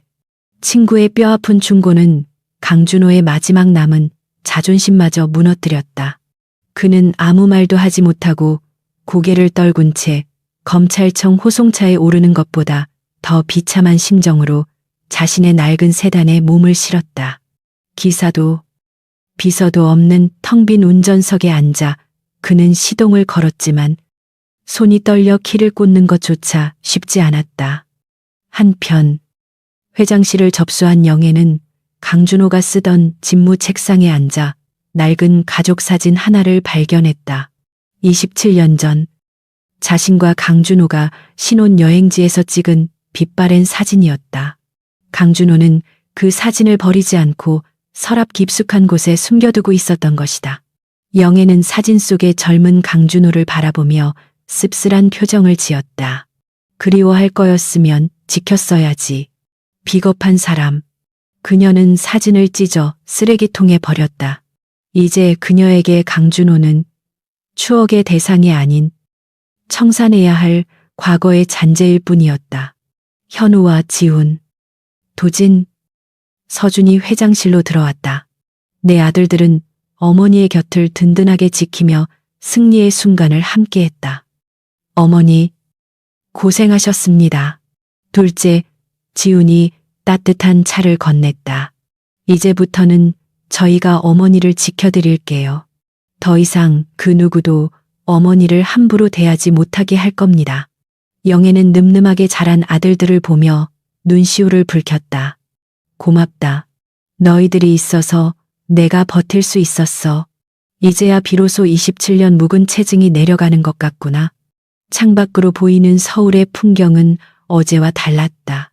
이제 이 도시는 강준호의 것이 아닌 영애와 그녀의 아들들이 만들어갈 새로운 세상이었다. 하지만 복수는 여기서 끝이 아니었다. 강준호에게 남은 것은 빈털털이라는 현실뿐만이 아니었다. 그는 이제 가족도, 친구도, 명예도 없는 고립무원의 섬에 갇히게 되었다. 그가 집에 돌아가면 기다리고 있는 것은 압류 딱지가 붙은 가구들과 싸늘하게 식어버린 냉기뿐일 것이다. 영애는 그것이 강준호에게 내려진 가장 가혹한 형벌임을 알고 있었다. 죽음보다 더 고통스러운 것은 자신이 가진 모든 것을 잃고 철저하게 잊히는 것이니까. 오후가 되자 검찰청에서 강준호에 대한 소환장이 발부되었다.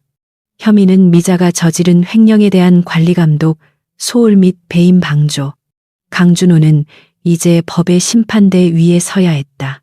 도진이 직접 수사 지휘를 맡지는 않았지만 그의 동료 검사들이 철저하게 수사를 진행할 예정이었다.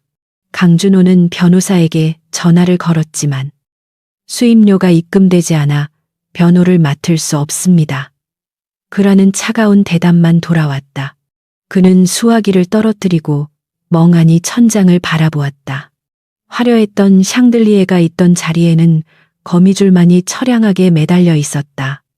강준호는 비틀거리며 서재로 들어가 금고를 열었다. 그곳에는 현금도 폐물도 없었다. 미자가 도망가기 전에 싹 쓸어갔기 때문이었다. 남은 것은 오직 하나. 27년 전 영애가 떠날 때 남기고 간 낡은 베넷저고리 한 벌뿐이었다. 강준호는 그 작은 옷을 가슴에 품고 오열했다. 내 아가, 내 아들들. 내가 죽일 놈이다. 텅 빈 저택에 그의 울음소리가 메아리쳤지만 대답해주는 이는 아무도 없었다. 그는 자신이 쌓아올린 탐욕의 탑에 갇혀 스스로 파멸해 가고 있었다. 그날 밤 한열그룹 본사 옥상 정원에서는 작은 축하 파티가 열렸다. 영애와 윌리엄 그리고 네 아들들이 모여 샴페인 잔을 부딪혔다. 건배 새로운 시작을 위하여 그들의 웃음소리는 밤하늘에 울려 퍼졌다. 저 멀리 보이는 남산 타워의 불빛이 그들을 축복하는 듯 반짝였다. 강준호의 시대는 저물었고 바야흐로 판타스틱 사의 시대가 도래했음을 알리는 신호탄이었다. 그리고 그들의 복수는 단순히 상대를 무너뜨리는 파괴가 아니라 잘못된 것을 바로잡고 정의를 세우는 건설적인 파멸이었다. 하지만 영애의 마음 한구석에는 여전히 씁쓸함이 남아 있었다. 복수는 달콤했지만 그 과정에서 잃어버린 27년의 세월은 그 무엇으로도 보상받을 수 없었기 때문이다. 그녀는 아들들을 바라보며 다짐했다. 너희들은 나처럼 살게 하지 않겠다. 사랑받고 존중받으며 행복하게 살게 해주겠다. 그것이 그녀가 강준호에게 내린 마지막 복수이자 아들들에게 주는 최고의 선물이었다. 서울의 밤거리에 첫눈이 내리기 시작했다. 하늘에서 흩날리는 하얀 눈송이들은 도시의 소음을 부드럽게 덮어주며 낭만적인 분위기를 연출하고 있었지만 청담동의 화려한 미슐랭 레스토랑 통유리창 밖에 서 있는 강준호에게 이 눈은 뼛속까지 파고드는 한기와 처량함을 더해주는 잔인한 자연현상일 뿐이었다. 그는 며칠 전까지만 해도 최고급 이탈리아산 캐시미어 코트를 입고 기사가 열어주는 문으로 드나들던 한열그룹의 회장이었지만 지금은 낡은 양복 재킷 하나에 의지해 추위에 떨고 있는 초라한 노인에 불과했다. 그의 시선은 유리창 너머 따뜻한 황금빛 조명 아래서 행복하게 웃고 있는 한 가족에게 고정되어 있었다. 그곳에는 그가 평생 꿈꿔왔지만 스스로 발로 차버린 완벽한 가족의 모습이 그림처럼 펼쳐져 있었다. 레스토랑 안의 공기는 훈훈하고 활기가 넘쳤다. 이영애는 우아한 베이지색 니트를 입고 환하게 웃으며 막내 서준이 건네는 파스타를 받아먹고 있었고 그 옆에는 윌리엄 스펜서가 흐뭇한 표정으로 와인잔을 기울이며 아들들의 이야기를 경청하고 있었다. 4명의 청년들, 현우, 지훈, 도진, 서준은 서로 장난을 치기도 하고 진지한 토론을 벌이기도 하며 끈끈한 형제애를 과시하고 있었다. 그들의 식탁 위에는 풍성한 음식들이 놓여 있었지만 그보다 더 풍성한 것은 그들 사이에 흐르는 눈에 보이지 않는 사랑과 신뢰의 기류였다.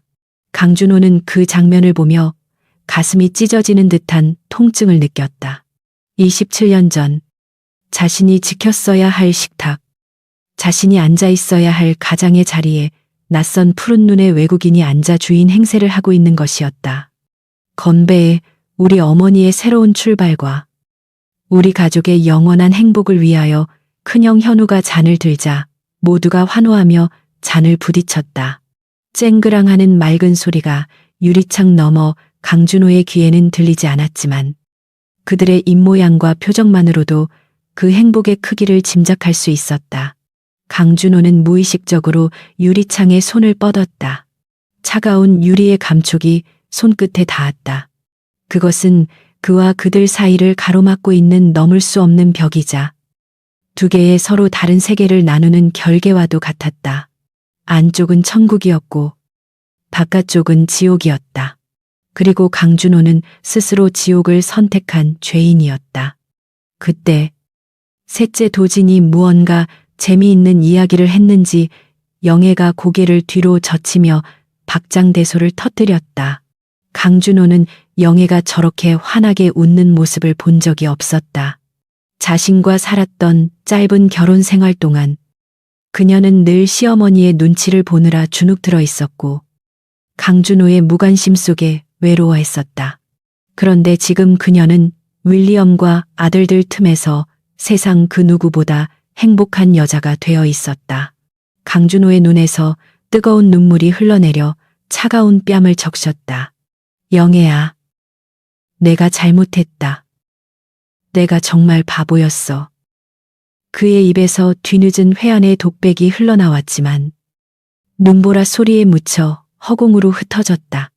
더 이상 참을 수 없었던 강준호는 홀린 듯 레스토랑 입구로 발걸음을 옮겼다.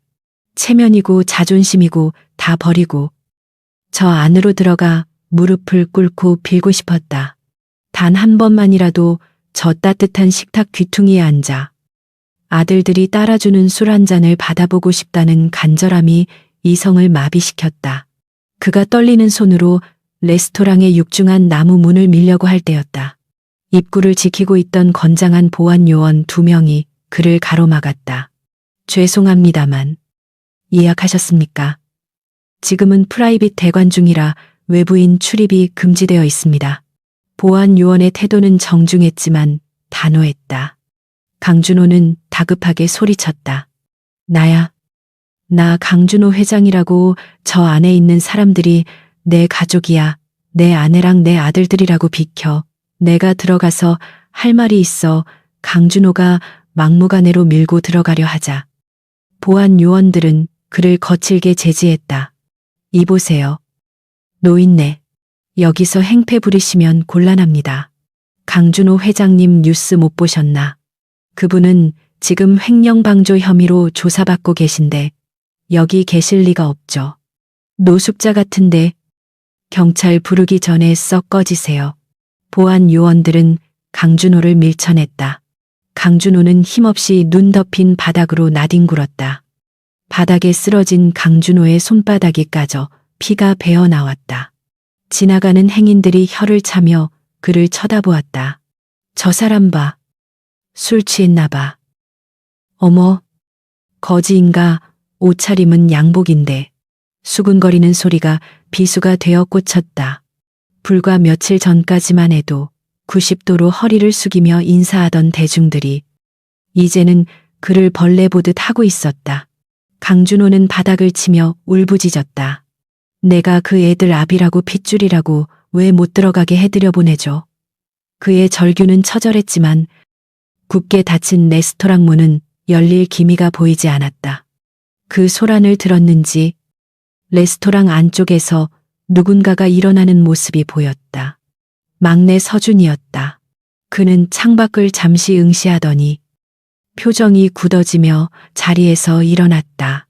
영애와 형들이 의아해하며 그를 쳐다봤지만 서준은 잠시 화장실 좀 다녀올게요. 라며 둘러대고는 입구 쪽으로 걸어 나왔다. 강준호는 서준이 나오는 것을 보고 희망에 차서 벌떡 일어났다. 서준아, 서준아, 압이다. 나 좀 들여보내다오. 강준호는 눈물 범벅이 된 얼굴로 문에 매달렸다. 잠시 후 레스토랑 문이 열리고 서준이 모습을 드러냈다.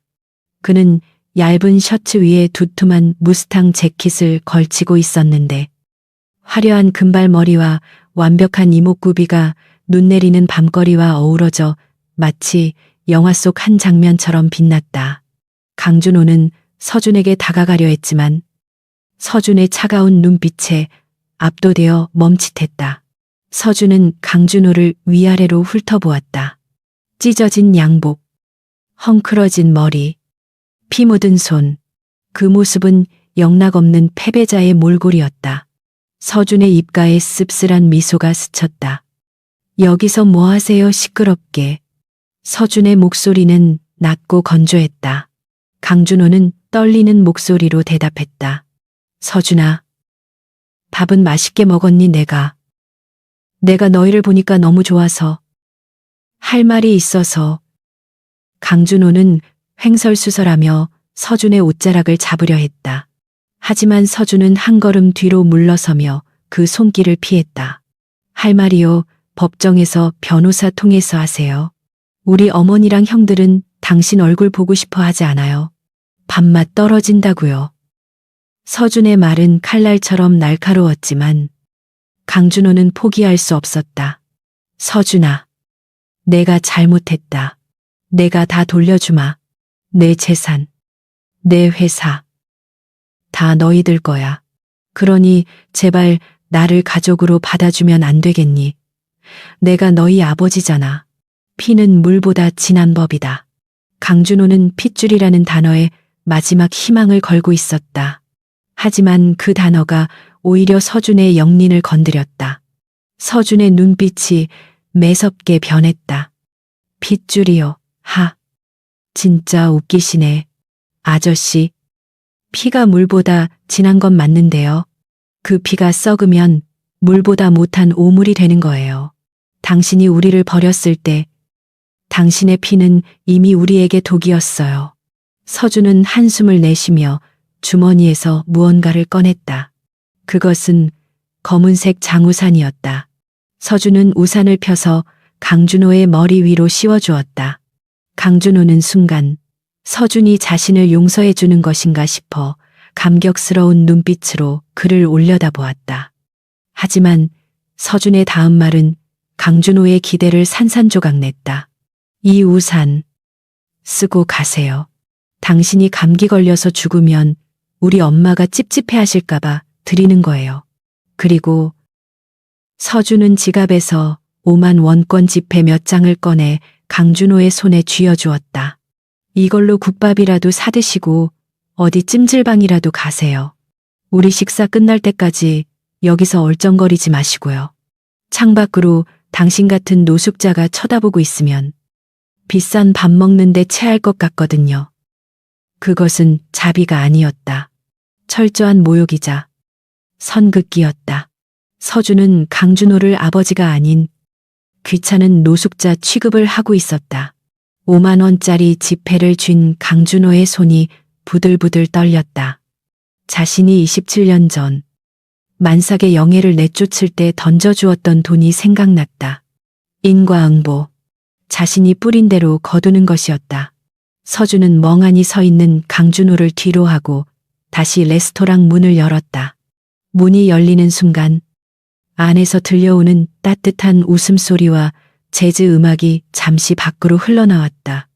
아, 그리고 서준이 문을 닫기 직전 다시 뒤를 돌아보았다.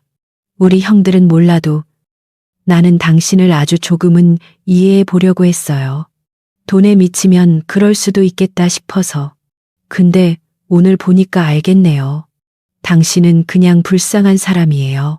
가족이 뭔지, 사랑이 뭔지 평생 모르고 죽을 테니까. 서준은 쾅 하고 문을 닫았다. 육중한 문이 닫히며 강준호와 그들의 세계는 다시 완벽하게 단절되었다. 강준호는 우산을 든 채 눈보라 속에 홀로 남겨졌다.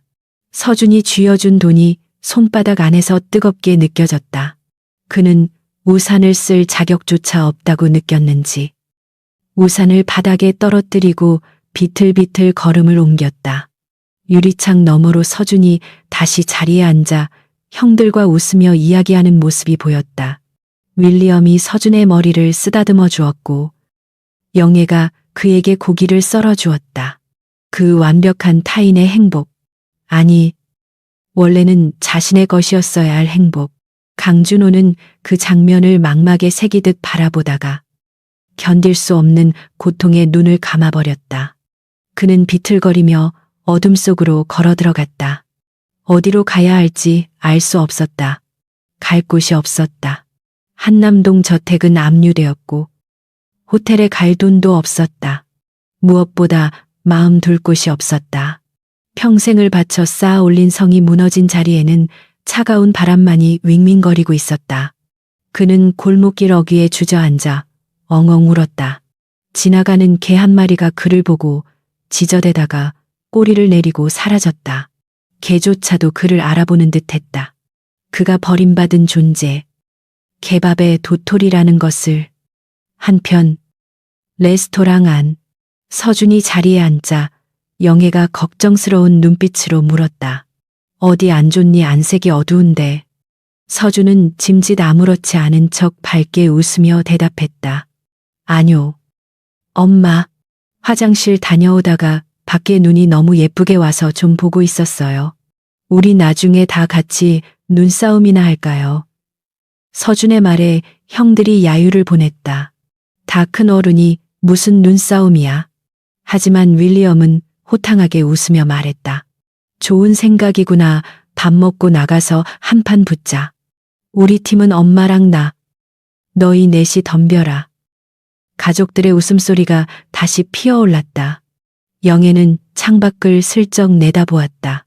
어둠 속에 누군가 서 있다가 사라진 것 같은 느낌이 들었지만 그녀는 애써 무시했다. 과거의 유령이 현재의 행복을 방해하게 둘 수는 없었다. 그녀는 윌리엄의 손을 잡았다. 그의 손은 따뜻하고 단단했다. 27년 전 차가운 눈바닥에서 그녀를 일으켜 세워준 그 손이었다. 영애는 생각했다. 그래, 이게 내 가족이야. 피로 맺어진 것보다 더 진한 사랑으로 맺어진 진짜 가족. 식사가 끝나고 그들이 레스토랑을 나섰을 때 밖에는 한방눈이 펑펑 쏟아지고 있었다. 강준호는 이미 사라지고 없었다. 대신 바닥에 버려진 검은 우산 하나가 눈에 파묻혀가고 있었다. 서준은 그 우산을 잠시 바라보다가 형들의 부름에 고개를 돌렸다. 서준아, 빨리 와. 이 차는 네가 쏘는 거다. 현우가 소리쳤다. 서준은 알았어. 형, 오늘 내가 다 쏠게라고 외치며 가족들에게 달려갔다. 그들의 뒷모습은 눈 속에서도 따뜻하게 빛나고 있었다. 그 시각 강준호는 서울역 지하차도 입구에 앉아 있었다. 노숙자들이 모여 있는 그곳에서 그는 신문지 한 장을 덮고 몸을 웅크렸다. 옆에 있던 노숙자가 그에게 소주 한 잔을 건넸다. 어이, 신입, 한 잔해. 추운데. 강준호는 떨리는 손으로 종이컵을 받아들었다. 싸구려 소주의 쓴맛이 목을 타고 넘어갔다. 며칠 전 마셨던 수백만 원짜리 와인보다 이 소주가 더 달게 느껴지는 것은 왜일까? 그는 쓴웃음을 지으며 눈을 감았다. 꿈에서라도, 아주 잠깐이라도 그 따뜻한 식탁에 앉아보고 싶었다. 하지만 꿈조차 그에게는 사치일 것만 같았다. 밤이 깊어갈수록 눈발은 더욱 거세졌다. 세상은 하얗게 변해가고 있었지만 강준호의 마음속은 점점 더 짙은 어둠으로 물들어갔다. 그는 자신이 버린 것들이 얼마나 소중했는지 잃어버린 후에야 비로소 깨닫는 어리석은 인간의 전형이 되어 차가운 시멘트 바닥 위에서 잠이 들었다. 그의 볼 위로 눈물 자국이 얼어붙어 있었다. 계절은 돌고 돌아 어느덧 차가운 겨울바람이 물러가고 서울의 거리에 벚꽃이 흐드러지게 피어나는 봄이 찾아왔다. 하지만 서울역 쪽방촌의 좁고 어두운 단칸방에서 눈을 뜬 강준호에게 창문 틈으로 들어오는 따스한 봄 햇살은 그저 먼지를 비추는 조명일 뿐 아무런 온기도 전해주지 못했다. 지난 겨울 한열그룹의 회장직에서 불명예스럽게 쫓겨나고 빈털터리가 된 그는 노숙자 생활을 전전하다가 구청 복지사의 도움으로 겨우 이 곰팡이 냄새 나는 월세방을 얻을 수 있었다. 한때 대한민국 경제를 주무르던 거물이었던 그는 이제 동네 폐지 줍는 노인으로 전락해 있었고 그의 이름은 세간의 뇌리에서 빠르게 잊히고 있었다. 강준호는 삐걱거리는 관절을 펴며 자리에서 일어나 습관처럼 머리맡에 놓인 낡은 베네 저고리를 어루만졌다. 그것만이 그가 이 지옥 같은 현실을 버티게 해주는 유일한 마약이자 동시에 그를 끊임없이 괴롭히는 고문의 도구였다. 오전 10시 강준호는 낡은 점퍼를 걸치고 서초동의 한 법무법인 사무실을 찾았다. 오늘은 그가 가진 마지막 남은 것들을 정리하는 날이었다. 담당 변호사는 강준호의 초라한 행색을 보고도 놀란 기색 없이 정중하게 그를 맞이했다. 강 선생님, 오셨습니까? 서류는 다 준비되었습니다. 변호사가 내민 것은 재산 기부 및 상속 포기 각서였다. 강준호는 숨겨두었던 비자금 통장과 차명으로 되어 있던 작은 땅 문서들, 심지어 자신의 장례 비용으로 남겨두려 했던 생명보험 해지 환급금까지 모두 찾아와 테이블 위에 올려놓았다. 그것은 비록 한열그룹의 자산에 비하면 조족지열이었지만 늙고 병든 강준호가 목숨을 부지할 수 있는 마지막 생명줄이었다. 이게 제가 가진 전부입니다. 강준호의 목소리는 떨렸다. 이 돈을 아우레우스 바이오의 이영애 의장 앞으로 보내주십시오. 그리고 전해주십시오. 이것은 용서를 구하는 뇌물이 아니라 제가 27년 전 아이들에게서 빼앗았던 분유값과 기저귀값 그리고 그 아이들의 미래를 훔친 도둑의 작물정우를 돌려주는 것이라고요. 변호사는 잠시 침묵하더니 안경을 고쳤으며 물었다. 정말 전액을 다 기부하시겠습니까? 선생님의 노후는 어떻게 하시려고? 강준호는 씁쓸하게 웃었다. 죄인에게 노후가 어디 있겠습니까? 그냥 숨이 붙어 있는 동안 죗값을 치르는 거죠. 어서 처리해 주십시오. 그는 떨리는 손으로 서류에 도장을 찍었다. 붉은 인주가 번지는 모습이 마치 자신의 피눈물처럼 보였다. 며칠 후 이영애는 집무실에서 변호사가 전해준 서류와 통장을 받아들었다. 그녀는 강준호가 보낸 돈의 액수를 보고 잠시 생각에 잠겼다. 수십억 원. 일반인에게는 평생 만져보지 못할 큰 돈이었지만 그녀에게는 큰 의미가 없는 액수였다.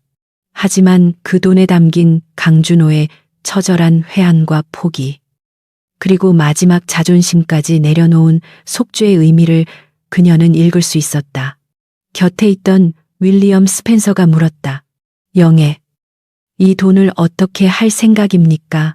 돌려보낼까요? 영애는 고개를 저었다. 아니요. 돌려보내면 그 사람은 정말로 죽을지도 몰라요. 이것이 그 사람이 할 수 있는 유일한 아버지 노릇이니까요. 하지만 저는 이 돈을 개인적으로 쓸 생각은 추호도 없습니다. 영애는 비서실장을 호출했다. 이 자금을 종잣돈으로 해서 재단을 하나 설립하세요. 이름은 네잎클로버 재단으로 하죠. 그녀는 창밖을 바라보며 단호하게 말했다. 미혼모와 버려진 아이들을 지원하는 재단입니다. 세상의 편견과 가난 때문에 아이를 포기하려는 엄마들이 27년 전에 저처럼 쫓겨나지 않도록 지켜줄 겁니다. 강준호의 더러운 돈이 세상에서 가장 깨끗한 생명을 살리는 데 쓰이게 할 거예요. 그것이 그 사람에게 내리는 진정한 벌이자 구원이겠죠. 영애의 결정은 자비로웠지만 동시에 강준호라는 존재를 철저하게 공적인 영역으로 승화시켜 개인적인 관계를 완전히 단절해버리는 냉철한 처사였다. 그날 저녁 강준호는 동네의 작은 기사식당에서 4,000원짜리 백반을 먹으며 식당에 켜진 TV 뉴스를 보고 있었다. 화면에는 이영애 의장, 미혼모 지원을 위한 네잎클로버 재단 설립, 전 남편 강준호 씨의 사제 출연 화제라는 자막이 흐르고 있었다. 아나운서는 강준호 전 회장은 자신의 전 재산을 사회에 환원하고 속죄의 삶을 살겠다는 뜻을 전해왔습니다라고 보도했다. 식당 안의 사람들은 밥을 먹다 말고 혀를 찼다. 저 양반, 뒤늦게 철들었네. 그래도 죽기 전에 양심은 챙겼구만. 강준호는 밥알을 씹으며 눈물을 삼켰다. 영애는 자신의 마지막 돈까지도 허투루 쓰지 않고 자신을 기부자라는 이름으로 포장해 주어 세상의 비난을 조금이나마 덜어주었다. 그것은 그녀가 베풀 수 있는 마지막 배려이자 완벽한 이별 통보였다. 세월은 유수와 같이 흘러 3년이라는 시간이 지났다. 한열그룹은 아우레우스 바이오에 인수 합병되어 한열바이오로 사명이 변경되었고 전문 경영인 체제 하에서 투명하고 건전한 기업으로 재탄생하여 승승장구하고 있었다. 최미자와 박민석은 횡령 및 살인 교사 미수 혐의로 징역 15년과 10년을 선고받고 감옥에 수감되어 서로를 탓하며 진흙탕 싸움을 벌이고 있다는 소식이 간간히 들려왔다. 그리고 강준호는 이제 완전히 잊힌 존재가 되어 서울 외곽의 한 요양병원에서 청소부로 일하며 근근히 살아가고 있었다. 그는 병원비를 낼 돈이 없어 원장에게 사정하여 자비를 하는 조건으로 창고방 한 칸을 얻어쓰고 있었다. 어느 날 오후 강준호는 병원 로비에서 대걸레질을 하다가 대형 TV 앞에 모여있는 환자들을 보게 되었다. 화면에서는 세계가 주목하는 한국의 사형제, 그들의 성공 신화라는 다큐멘터리가 방영되고 있었다. 강준호는 하던 일을 멈추고 멍하니 화면을 올려다보았다. 화면 속에는 그의 네 아들들이 늠름한 모습으로 등장하고 있었다. 첫째 현우는 아시아 금융 허브를 서울로 옮기는 프로젝트를 진두지휘하는 금융위원장이 되어 있었고, 둘째 지우는 국경 없는 의사회와 협력하여 제3세계의 병원을 짓고 무료 진료를 다니는 슈바이처 같은 존재가 되어 있었다. 셋째, 도지는 검찰총장 후보로 거론될 만큼 강직한 검사로 이름을 날리며 재벌 개혁의 선봉장에 서 있었고, 막내 서준은 세계적인 음악 시상식인 그래미 어워드에서 한국인 최초로 올해의 앨범상을 수상하는 영광을 안았다. 서준이 수상 소감을 말하는 장면이 클로즈업 되었다. 트로피를 쥔 서준의 눈가가 촉촉했다. 이 모든 영광을 홀로 저희 넷을 키워주신 위대한 어머니, 이영애 여사님께 바칩니다. 어머니, 당신은 저희의 영원한 영웅이십니다. 서준의 목소리가 떨리자 객석에 앉아있던 영애가 화면에 잡혔다. 그녀는 우아한 미소로 아들에게 손키스를 보내고 있었다. 그 옆에는 윌리엄 스펜서가 흐뭇하게 박수를 치고 있었다. 강준호는 대걸레 자루를 꽉 움켜쥐었다. 화면 속에 저 완벽한 가족, 저 영광의 자리에 자신은 없었다. 아니, 있을 자격조차 없었다. 그는 TV 화면 속 아들들의 얼굴을 떨리는 손가락으로 허공에서 쓰다듬어 보았다. 내 아들들, 장하다. 정말 훌륭하게 컸구나. 그의 눈에서 굵은 눈물이 뚝뚝 떨어져 병원 바닥을 적셨다. 지나가던 간호사가 그를 보고 핀잔을 주었다. 강할아버지, 거기서 뭐 하세요? 빨리 청소 안 끝내면 원장님한테 혼나요. 그리고 왜 남의 경사스러운 뉴스 보면서 울고 그래요, 주책맞게. 강준호는 황급히 눈물을 훔치며 고개를 숙였다. 죄송합니다. 너무 보기가 좋아서. 내 자식들 같아서. 그는 차마 내 자식들이라고 소리내어 말하지 못하고 말끝을 흐렸다. 간호사는 혀를 차며 지나갔다. 아무도 이 초라한 청소부 노인이 TV 속 영웅들의 친아버지라는 사실을 알지 못했고 알려고도 하지 않았다. 그것이 강준호가 감당해야 할 형벌의 무게였다. 세상에서 가장 자랑스러운 아들들을 두었지만 평생 숨어서 지켜봐야만 하는 유령 아버지의 삶. 그는 다시 대걸레를 밀며 바닥을 닦았다. 마치 자신의 더러운 과거를 닦아내려는 듯 벅벅 문질러 닦았다. 그날 밤 강준호는 좁은 창고방에 누워 잠을 청했다. 꿈속에서 그는 30년 전으로 돌아가 있었다. 영애와 함께 신혼여행을 갔던 제주도의 푸른 바다. 그곳에서 영애는 환하게 웃으며 그에게 손을 흔들고 있었다. 여보, 빨리 와요. 강준호는 행복에 겨워 그녀에게 달려갔다. 하지만 그가 손을 뻗는 순간 영애의 모습은 연기처럼 사라지고 차가운 눈보라만이 그를 덮쳤다. 가지마. 영애야. 강준호는 허공을 허우적거리다 잠에서 깼다. 식은땀이 흥건했다. 칠흑 같은 어둠 속에서 그는 혼자였다. 그의 곁에는 낡은 베네쩌 고리만이 차갑게 식어 있었다. 그는 그것을 가슴에 품고 어린아이처럼 소리 죽여 울었다. 그의 후회는 죽는 날까지 끝나지 않을 형벌이었다. 에필로그. 다시 1년 후. 서울의 랜드마크인 123층 타워의 스카이라운지. 오늘은 네잎클로버 재단의 설립 5주년 기념 파티가 열리는 날이었다. 수많은 정재계 인사들과 유명인들이 참석하여 자리를 빛내고 있었다. 파티의 호스트인 이영애는 이제 60대 중반이 되었지만 여전히 고혹적이고 당당한 모습으로 손님들을 맞이하고 있었다. 그녀의 곁에는 4명의 아들들이 든든한 호위무사처럼 서 있었다. 그들은 각자의 분야에서 정점을 찍은 리더들이 되어 어머니의 어깨를 으쓱하게 만들어 주었다. 파티가 무르익을 무렵 영애는 잠시 테라스로 나와 서울의 야경을 내려다보았다. 한강의 물결이 도시의 불빛을 받아 보석처럼 반짝이고 있었다. 윌리엄 스펜서가 와인 2잔을 들고 다가왔다. 영애, 무슨 생각을 그렇게 깊게 하십니까? 영애는 와인잔을 받아들며 미소 지었다.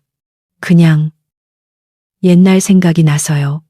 눈보라치던 밤, 맨발로 쫓겨나면서 다짐했었죠. 언젠가 보란 듯이 성공해서 저 아래를 내려다보겠다고. 그런데 막상 그 자리에 서니 복수심보다는 감사함이 더 크네요. 그 고통이 없었다면 지금의 저도 우리 아이들도 없었을 테니까요. 윌리엄은 영애의 눈을 그윽하게 바라보았다. 당신은 위대한 여인입니다. 내 딸은 아니지만 나는 당신을 내 딸보다 더 존경합니다. 당신은 운명에 굴복하지 않고 스스로 운명을 개척했으니까요. 영애는 윌리엄의 잔에 가볍게 건배했다. 당신 덕분이에요.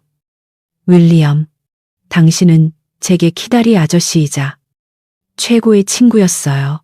두 사람 사이에는 남녀 간의 애정을 넘어선 깊은 신뢰와 우정이 흐르고 있었다. 세간에서는 두 사람의 재혼설이 끊임없이 돌았지만 영애는 재혼하지 않았다. 그녀는 누군가의 아내로 사는 것보다 이영애라는 이름 석 자로 사는 자유로운 삶을 선택했다. 그때 막내 서준이 테라스로 나와 소리쳤다. 엄마, 윌리엄 할아버지 뭐 하세요? 형들이 케이크 커팅한다고 빨리 오시래요. 영애와 윌리엄은 서로를 마주보며 웃음을 터뜨렸다. 그래, 간다가 이 녀석들아. 영애는 화려한 파티장 안으로 발걸음을 옮겼다. 그녀의 뒤로 펼쳐진 서울의 야경은 눈부시게 아름다웠다. 한편 서울 외곽의 요양병원. 모두가 잠든 깊은 밤. 창고 방의 낡은 침대 위에서 강준호는 거친 숨을 몰아쉬고 있었다. 그의 곁에는 아무도 없었다. 그는 떨리는 손으로 베개 밑에 넣어두었던 사진 한 장을 꺼냈다. 신문에서 오려낸 영애와 네 아들들이 활짝 웃고 있는 사진이었다. 사진 속의 그들은 너무나 행복해 보여서 강준호의 눈을 멀게 할 것만 같았다. 예쁘다. 참 예쁘다. 강준호는 사진을 가슴에 꼭 끌어안았다. 그의 눈앞에 환영이 보였다. 27년 전의 젊은 영애가 갓 태어난 내 쌍둥이를 안고 그에게 다가오고 있었다. 여보, 우리 아기들이에요. 한번 안아보세요. 강준호는 눈물을 흘리며 팔을 뻗었다. 그래. 내 새끼들. 미안하다. 정말 미안하다. 그가 허공을 향해 손을 뻗는 순간 그의 심장이 마지막 박동을 멈췄다. 그의 손에서 떨어진 사진이 바닥으로 툭 떨어졌다. 사진 속의 영애와 아이들은 여전히 환하게 웃고 있었지만 강준호의 얼굴은 회한으로 일그러진 채 굳어 있었다.